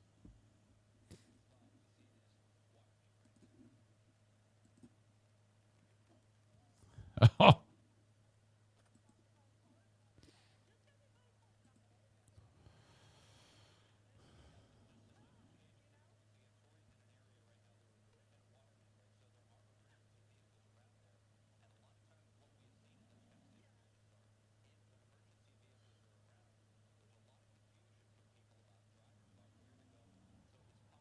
You're right. He is mansplaining. Usually emergency vehicles, Tori, mean that there has been something that requires an emergency vehicle there. And when water meets cold temperatures, okay, it becomes something known as ice. And then if there is an actual wreck, sorry, no volume. Let me back up. Let me do that again. I knew that was going to happen to me. Sorry. Been a water main break, so there are emergency vehicles around there, and a lot of times what we have seen in those kind of situations are when emergency vehicles are around, there's a lot of confusion from people about drivers about where to go. So it's possible people that's get what happened distracted there. A little bit. Yeah. Sure. You didn't even see the car God, coming. that woman. He feels so proud that he was able to break it down for her. Yeah, fuck Tim. Tim's an asshole. All right. Enough of that. I don't notice that, but I'm glad that Kate brought it up. And Adam says the same thing. Wow, he did mansplain. He wrote, I totes missed it. I did too. I need to pay more attention to that because it's spectacular when it happens. All right. Now, you don't have to over-explain it, asshole. Have I ever done that? I hope not. That would make me feel bad. Yeah, you're an idiot. You don't get shit. The Threads podcast is inviting you to listen to their show. I wonder if Jason Terry is rummaging through a cemetery again. Remember that last time earlier in the week when I called him? I like Jason. The show is going to be released sometime today. Threads podcast, Life Unfiltered.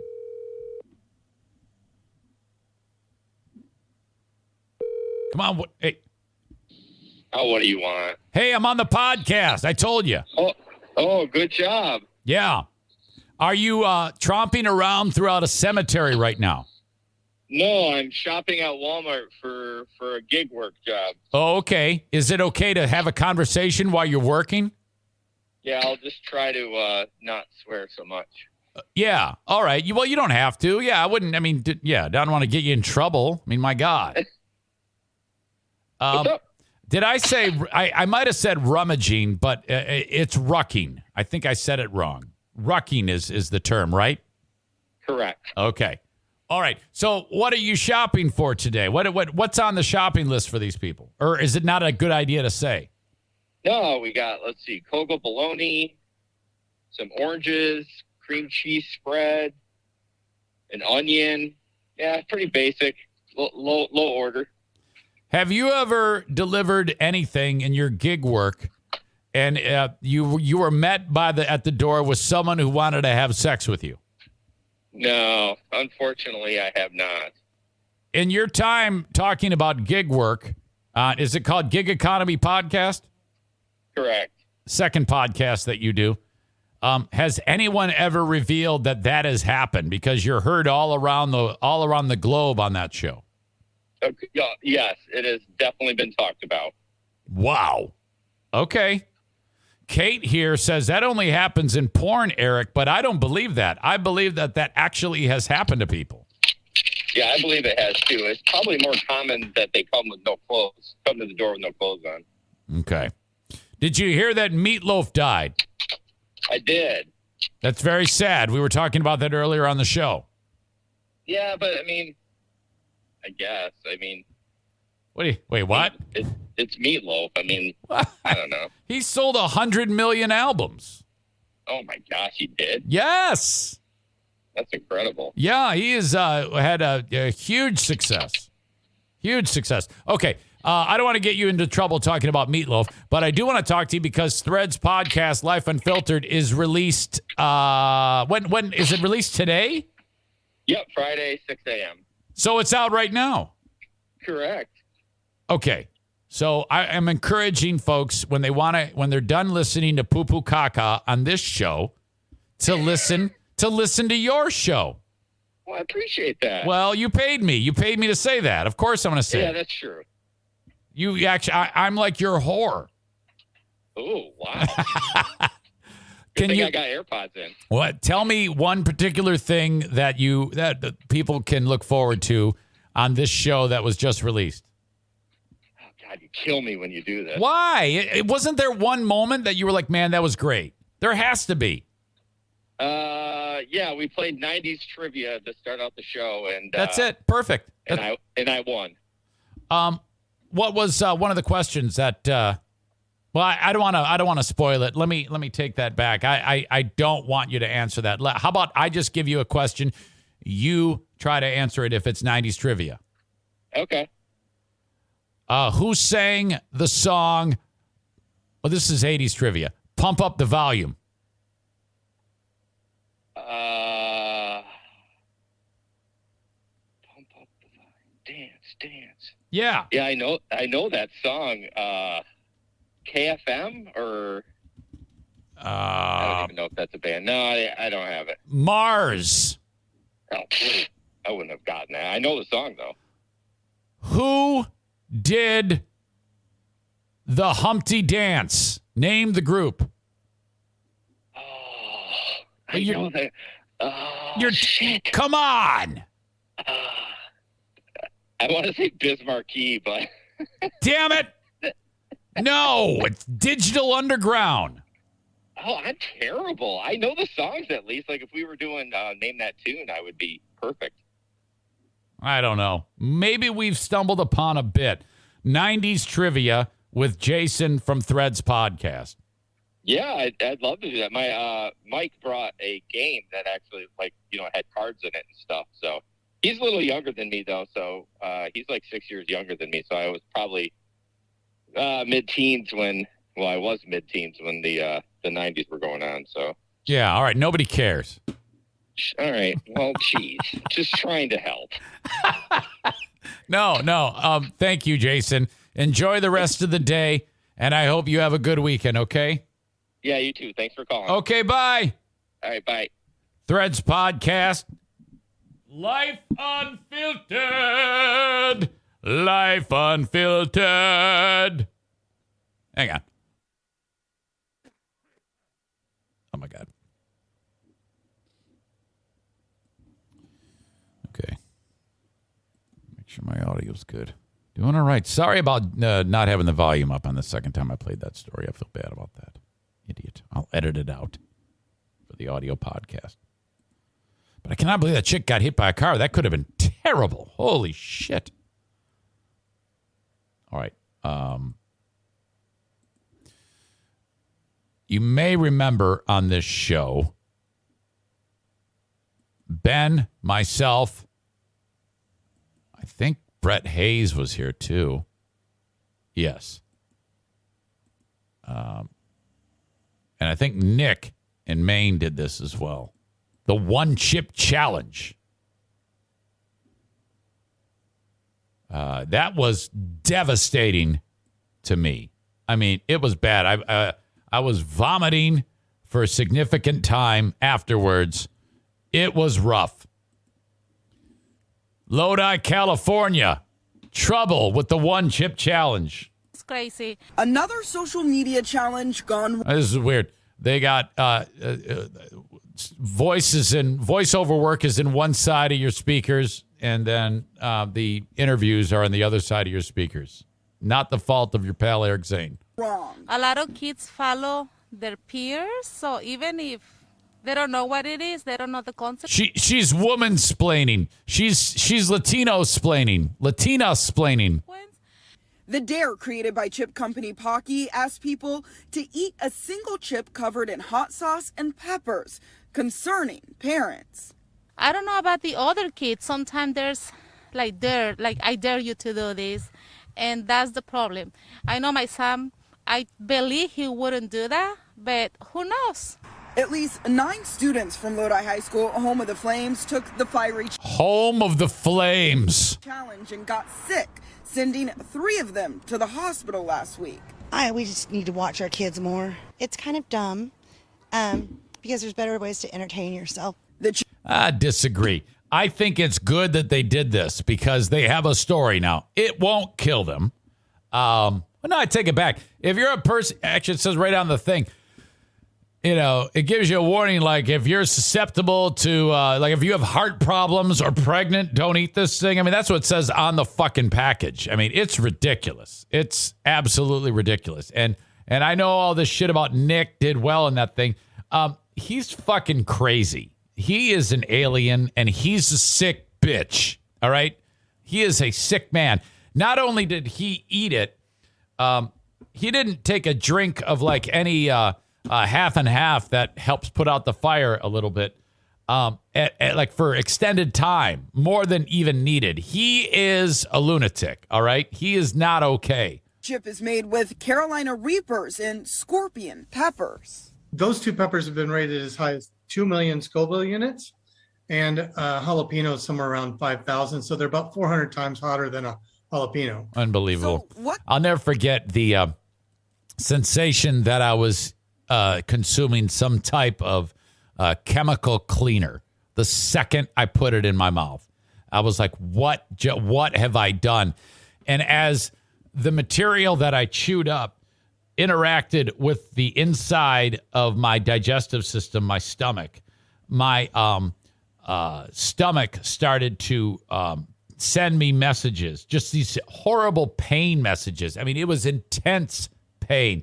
And then my mouth, about 15 minutes after that, my mouth started to water and I was vomiting violently. And that was when Kenny and his kids visited. And so he's like, hey, man, yeah, all I want to do is lick your asshole and pet your dogs and you're over there puking. What kind of symptoms could people experience from the challenge? We're getting answers with Marshall medical doctor Brett Christensen. Throughout your digestive tract, you may feel burning and pain, and it can be pretty severe after a short time, similar to a reaction like an asthmatic might have with bronchospasm.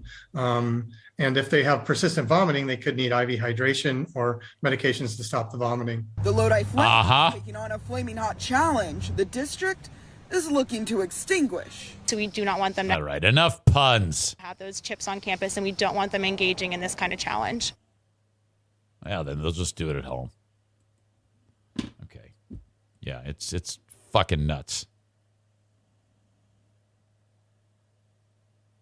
All right. Crazy shit. Don't do it. Do not do it. Brett was drinking a Barks root beer. One chip challenge with a whiskey chaser. An hour and a half later, Nick says, you're a sick idiot. Really bad. Really, really bad. I'm extremely excited because of, after I discuss these amazing sponsors, what you'll see. It is a hard and fast #1 Darwin Award nominee. Incredible. Let me help your business. Send me an email, eric@ericzaneshow.com. I'd love to hear from you with interest, or at least just, hey, Eric, tell me how this works. Now, if you have a platform that goes around the world with online sales or services or products or something, Easy. No problem. If you're local, I can make that happen for you too, with like a brick and mortar business or a service that you provide, like Joe Martinez. I am fortunate to have a big enough footprint here in West Michigan to be able to make this happen. All you need to do is send me an email, and I will start the process of sending you information. This takes you, obviously everything is free at that point. It's just me explaining to you what's happening. And never any pressure. Everything is a handshake deal. You can come and go as you please. Let me help your business. Send an email, eric@ericzaneshow.com. Like local eatery, Bosco's Pub, where I want to see you there Friday, February 4th for our latest super spreader event at Bosco's Pub. 4 p.m. start time for that one. And, okay. Their burgers are absolutely fantastic, but that's not all they have on their menu. You can get the full menu at boscospub.com, complete with how to get there in Hudsonville, Michigan, on Chicago Drive, part of Terra Square. The drinks are stiff. The burgers are great. Open for lunch and dinner, Wednesday through Saturday. Monday and Tuesday, they're only open for dinner as of right now. And if you're looking for a job, they want you to be a cook or a server. They'll hire you right now, fair wages. Bosco's Pub, they'll hire you on the spot unless if, you look like you're crazy or some shit like that. Bosco'sPub.com. Thank you. The managed IT service provider for the show is Blue Frost IT. Love them. BlueFrostIT.com. Whether you're doing project work, outfitting your workplace with new tech, or you're utilizing their managed IT service provider services. Service provider services. That's a first. Blue Frost IT. Reach out 616-200-8550. Thank you so much for being on board with the show. If you have any issues with your tech at the workplace, whether you run the business, own the business, or you work for the people who run and own the business, keep Blue Frost IT in mind if you are in the West Michigan area. Looking for a mortgage? Of course, as you know, the Mario Flores Lakeshore team of Van Dyke Mortgage. 231-332-6505. Anywhere in the U.S. with the exception of South Carolina, Maine, Hawaii, and Alaska, you can get a mortgage. Rates are still very, very low. NMLS number 3035 for the Mario Flores Lakeshore team of Van Dyke Mortgage. Okay. Now, what you're about to see is going to shock you. By the way, Dean says, please let us know if you're coming to the February 4th Bosco's Pub event, our Super Spreader event. There's 2 ways you can do that. We want to get a head count. If you're on Zaniac United, the Facebook fan page, you can respond to the event invite there. Hey, I'm coming, or coming in, or thinking about coming, not coming, whatever. Do that there. Or send your old pal Eric an email, eric@ericzaneshow.com. Please let me know. If you let me know in the chat right now, or let Dean know in the chat right now, that's not going to help us. That doesn't give us the head count. I appreciate you saying it on here, but if you could follow up by going to the Facebook invite at Zaniac United and either responding there or sending me an email, eric@ericzaneshow.com, because you see, I like to get a head count, and then I tell the folks at Bosco's, seriously, if suddenly we drop 30 people on them and they haven't prepared for that, that's a little wonky. So please let us know.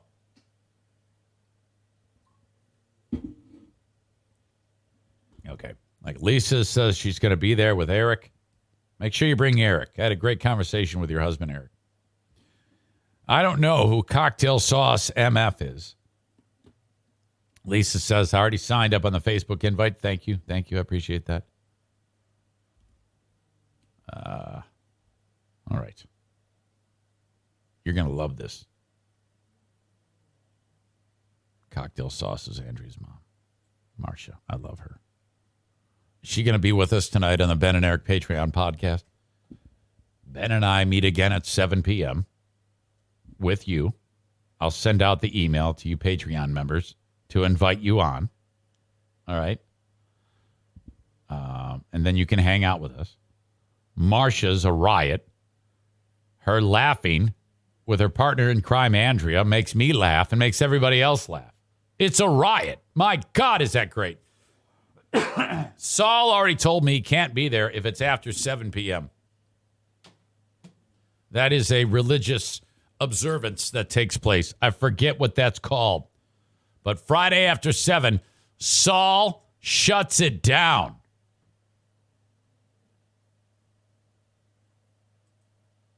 Okay. Get ready for this. This is your Darwin Award winner. This dumbass does die. But of all the videos that you've seen of something terrible happening, this guy was traveling at 130 miles per hour, driving through the streets of Los Angeles. He's dead. You're going to see when he smashes into a car at 130 miles an hour. Here we go.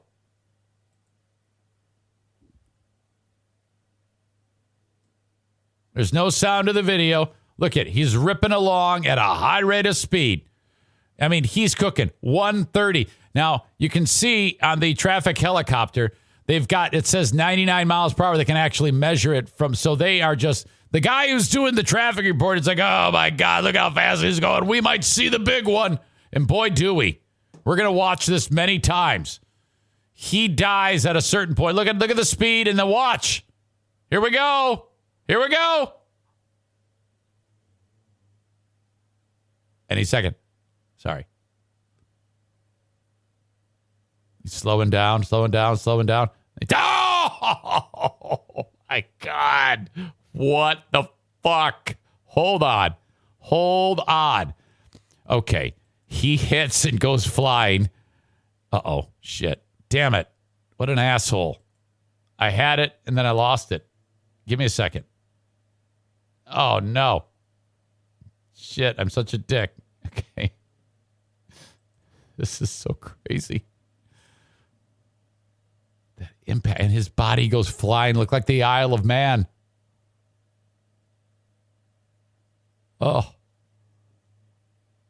Okay. Now you must go. What the fuck? Why? What happened? What am I watching? What? We had it and then it's gone.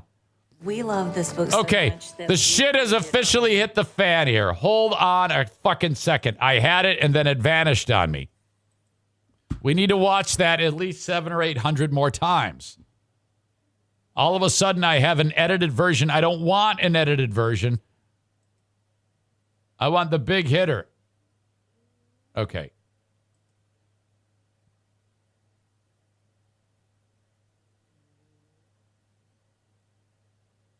Shit. They have updated it. It updated on me. That's what happened when it went away. Fuck me. I'm so upset. Well, all right. You saw that. That was incredible. Holy shit.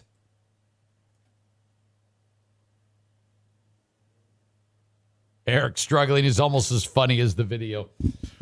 Did you see that guy go flying? Oh my God. And then he vanished because the cameraman pulled out of the shot and he just disappeared. Oh my God. Absolutely incredible.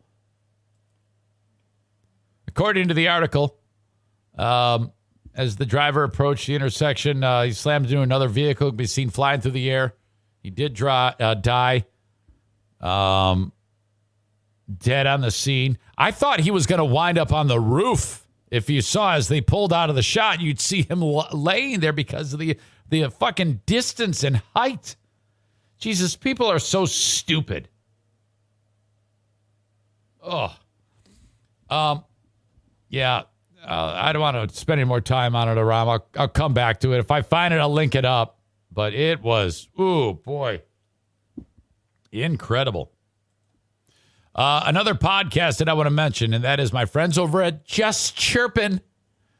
These 4 beer leaguer hockey players sit around and talk shit. They're just chirping. Okay? You go to the website, justchirpin.com, and check these guys out. They're a lot of fun. And they've been fans of this show, and I'm a fan of their show. They bring me on from time to time, so that is extremely cool. Thank you, boys, for having me on. And that is the home of Jay, who is a not hockey expert. I've had him on my show when we interviewed Ben Simon, the head coach of the Grand Rapids Griffins, and I said, all right, ask the coach a question. And his response was, I don't know who he is. Never will you be able to live that down. Speaking of wrecks, the first of what will be many felony charges for drivers of a Tesla vehicle. This is why, in my opinion, this technology is going to dry up. Finally, the National Highway Traffic Safety Administration is getting on board to a point where Tesla will be open to lawsuits. I've talked about this many times. I think that this is absolute craziness. To have vehicles driving themselves, okay? So much to go wrong. Oh, my God. California prosecutors have issued the first felony charges for a person using Tesla's autopilot driver assistance feature. Now, this started out as just... Tesla says you must stay engaged with the vehicle. But because human beings are so senseless and dumb, they're like, well, it's working right now. I'll just go to sleep. And that actually is what they've been doing. 2 counts of vehicular manslaughter were levied against the driver who had autopilot engaged when his vehicle ran a red light and killed 2 people in 2019. So I guess let me start right there. The technology is supposed to know, hey, that's a red light. I have to slow down. How can something that is so basic to a normal vehicle where a person is driving, that the Tesla vehicle fails in that regard? You know, that right there is enough that this should never be employed. There should be no such thing as a Tesla autopilot driver assistance feature. Come up with something else amazing, Elon Musk. This is not it. This is a colossal failure. Stick to fucking rockets and electric vehicles. This is bullshit. The charges first reported to KPIX5 and the Associated Press were filed in October, but were just discovered last week. They tried to bury it. The man behind the wheel was a 27-year-old limo driver. Now, I don't know if it was a sedan and he was driving it on the job. That would be weird. Or if that's what he's employed as, and he just happened to be driving a car away from the job. Doesn't say. He's reportedly pleaded not guilty to the charges. Initial reports of the deadly crash in question involving a Tesla Model S running a red light at high speeds while exiting a freeway in Gardena, California. Vehicle crashed into a Honda Civic at an intersection, killing 2 passengers in the Civic and hospitalizing a man and a woman in the Tesla. Following the crash, NHTSA said it had assigned its special crash investigation team to probe the crash. They say whether a level 2 automated driving system is engaged or not, every available vehicle requires the human driver to be in control at all times, and all state laws hold the human driver responsible for the operation of their vehicles. So, because of that, you get a felony charge. Good. I find it amazing that anyone would just not pay attention to the road, even if you have this capability. Certain advanced driving assistance features can promote safety by helping drivers avoid crashes and mitigate the severity of crashes that occur. You know, like you change lanes without your blinker, and it's going to let you know, don't do that. Try to pull you back into the lane you're in. All these technologies are important and good. But with all technologies and equipment on motor vehicles, drivers must use them correctly and responsibly. I don't get it. I don't understand how people can think that they have the...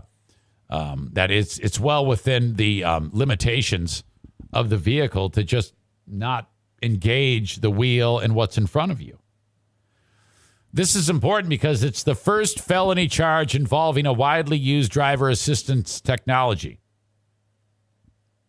While an Uber driver testing an autonomous system was charged with negligent homicide in 2020, that system existed in a limited test phase and wasn't widely available to the general public like autopilot. And although this case marks the first felony charge involving autopilot, it's far from the first time the feature's been implicated in the loss of life. Since its creation and deployment in 2015, NHTSA estimates the feature has resulted in at least 10 deaths. My God.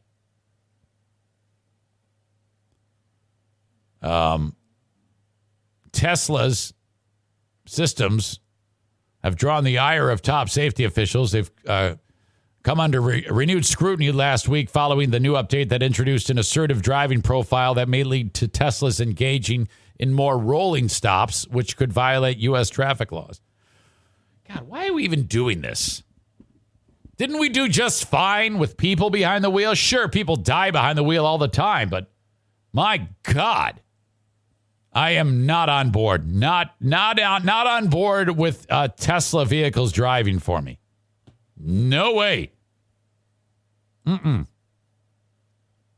imagine in the trucking industry if this is the norm? Is that the norm right now? I mean, is it starting to be the norm? Are trucks driving without people behind the wheel? God help us all. All right. We have a birthday boy in the house. This is actually a belated birthday that I have to acknowledge coming up in just a bit. Stevie pointed it out to me. I appreciate that. And we need to get into the asshole of the day.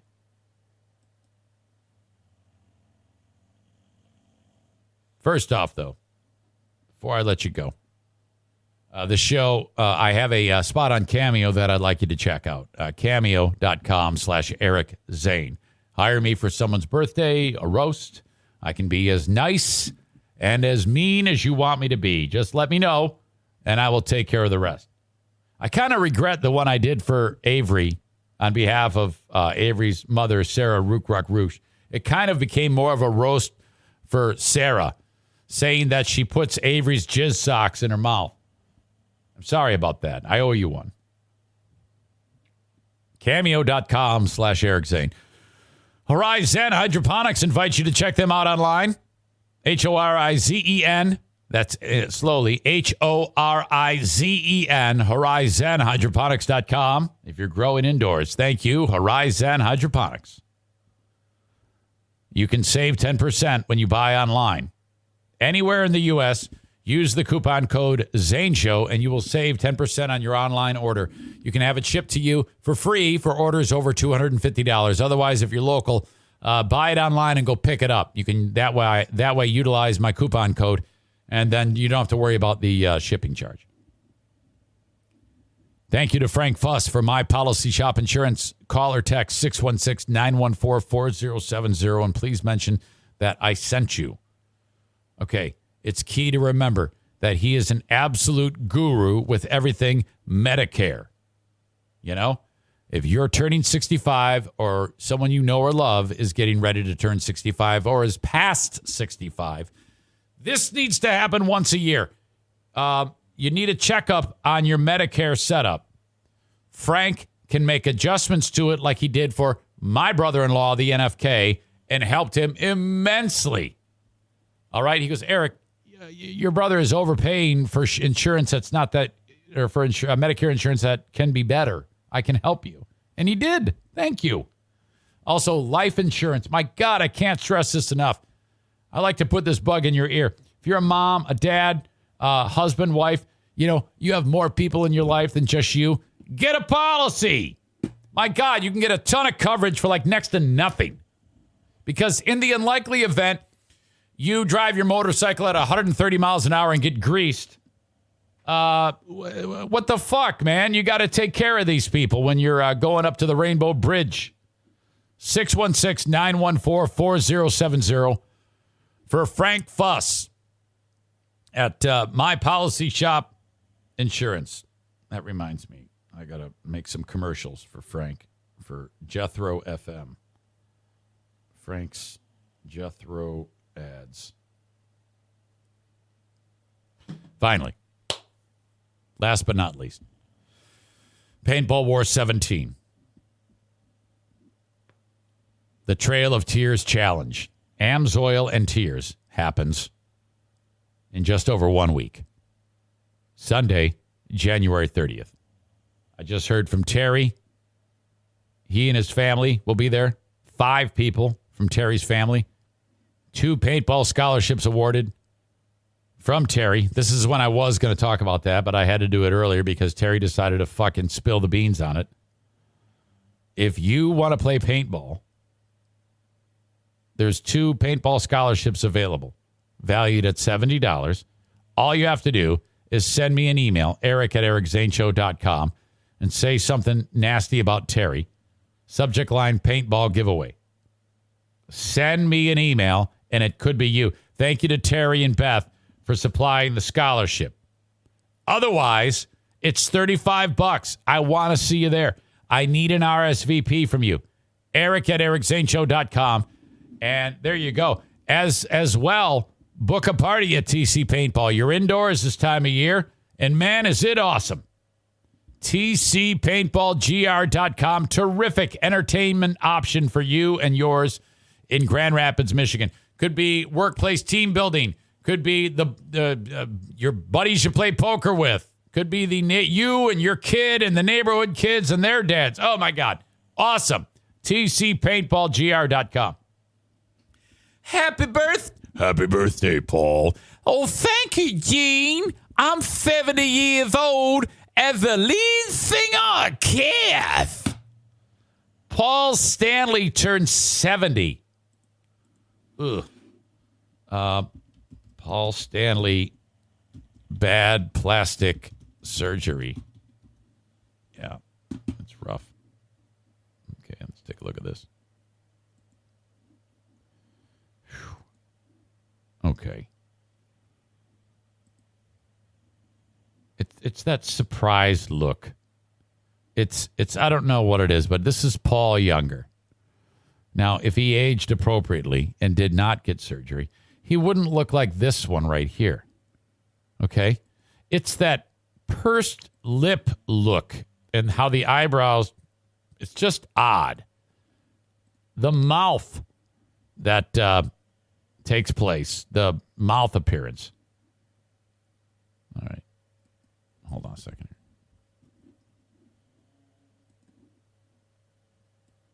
Point of view of the fan, their favorite celeb looks so perfect, not only on the behavior, but also on the performance and appearance. Oh, this is why even as a rock star, Paul Stanley should always maintain his image. Before on his Kiss performance, he always has makeup on, but after the makeup era has ended, he surely gets some self-cautious about his appearance. Oh, God. This is why people start to talk about Paul Stanley plastic surgery, since now people have already seen his real face and noticed several changes that happened during his career. Oh. Did Paul Stanley have plastic surgery? Has Paul Stanley had plastic surgery? This is that, what do you call it? AI voice that everybody uses. The rumor happened not only because he has several changes in his face that already happened a long time ago, but for a recent time, the rumor happened because his appearance seems frozen in time. Disagree. Looks like shit. Come on, people. Can't we just age gracefully? So gross. All right, well, happy birthday to Paul. Thank you, Stevie, for the reminder. Let's go over the asshole of the day nominees. Tim the Newsman is an asshole of the day candidate, without a doubt. Drama at the Gold Game. Meatloaf has passed away. Professor Asshole responds. Savannah Guthrie and Kamala Harris. That was rough. Chick getting hit by the car. That was amazing. Asshole newsman Tim mansplaining the one chip challenge. The idiot on the motorcycle. I'm just thankful that we at least got one look at that. I wish I could have frame by framed it, though. Incredible. He's going to kill somebody anyway one day. Tesla should not be on autopilot. Who is your asshole of the day? I knew it. Dean is going to say asshole of the day, Harris. He hates her. He hates her. Kate says Harris is always an asshole. Cole says Vice President Harris. Okay. Asshole of the day is mansplaining Tim, according to Kate. And then she says Harris is always an asshole. Dennis says definitely Kamala Harris. Well, she's just doing her job, but I don't like the job she's doing. So I don't know. I mean, does that count? What do you think? Or is it Tim? Mansplaining Tim. I'm going to give it to you. I'm going to give you Kamala Harris as your asshole of the day. Remember, vote Democrat in the next election. And then in the next presidential election, you got to vote Democrat. I say straight ticket Democrat in the next election.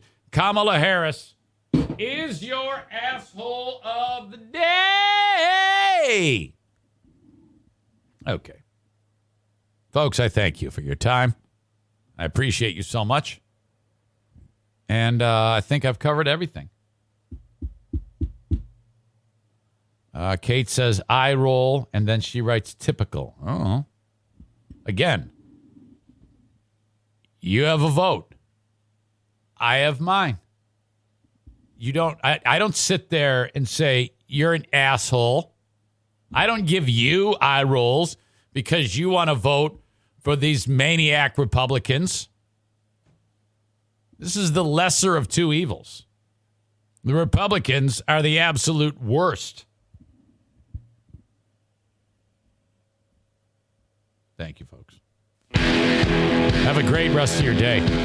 Unless I see you on the Patreon. Melissa, who loves me, calls me the worst. She calls me the worst. I am not the worst. How can I be the worst? I don't judge you because you support an asshole. Why do you judge me? You can't take it out on me. Again, I get one note, you fucking hag. All right. Have a good one. I'll talk to you on the Patreon. Bye-bye.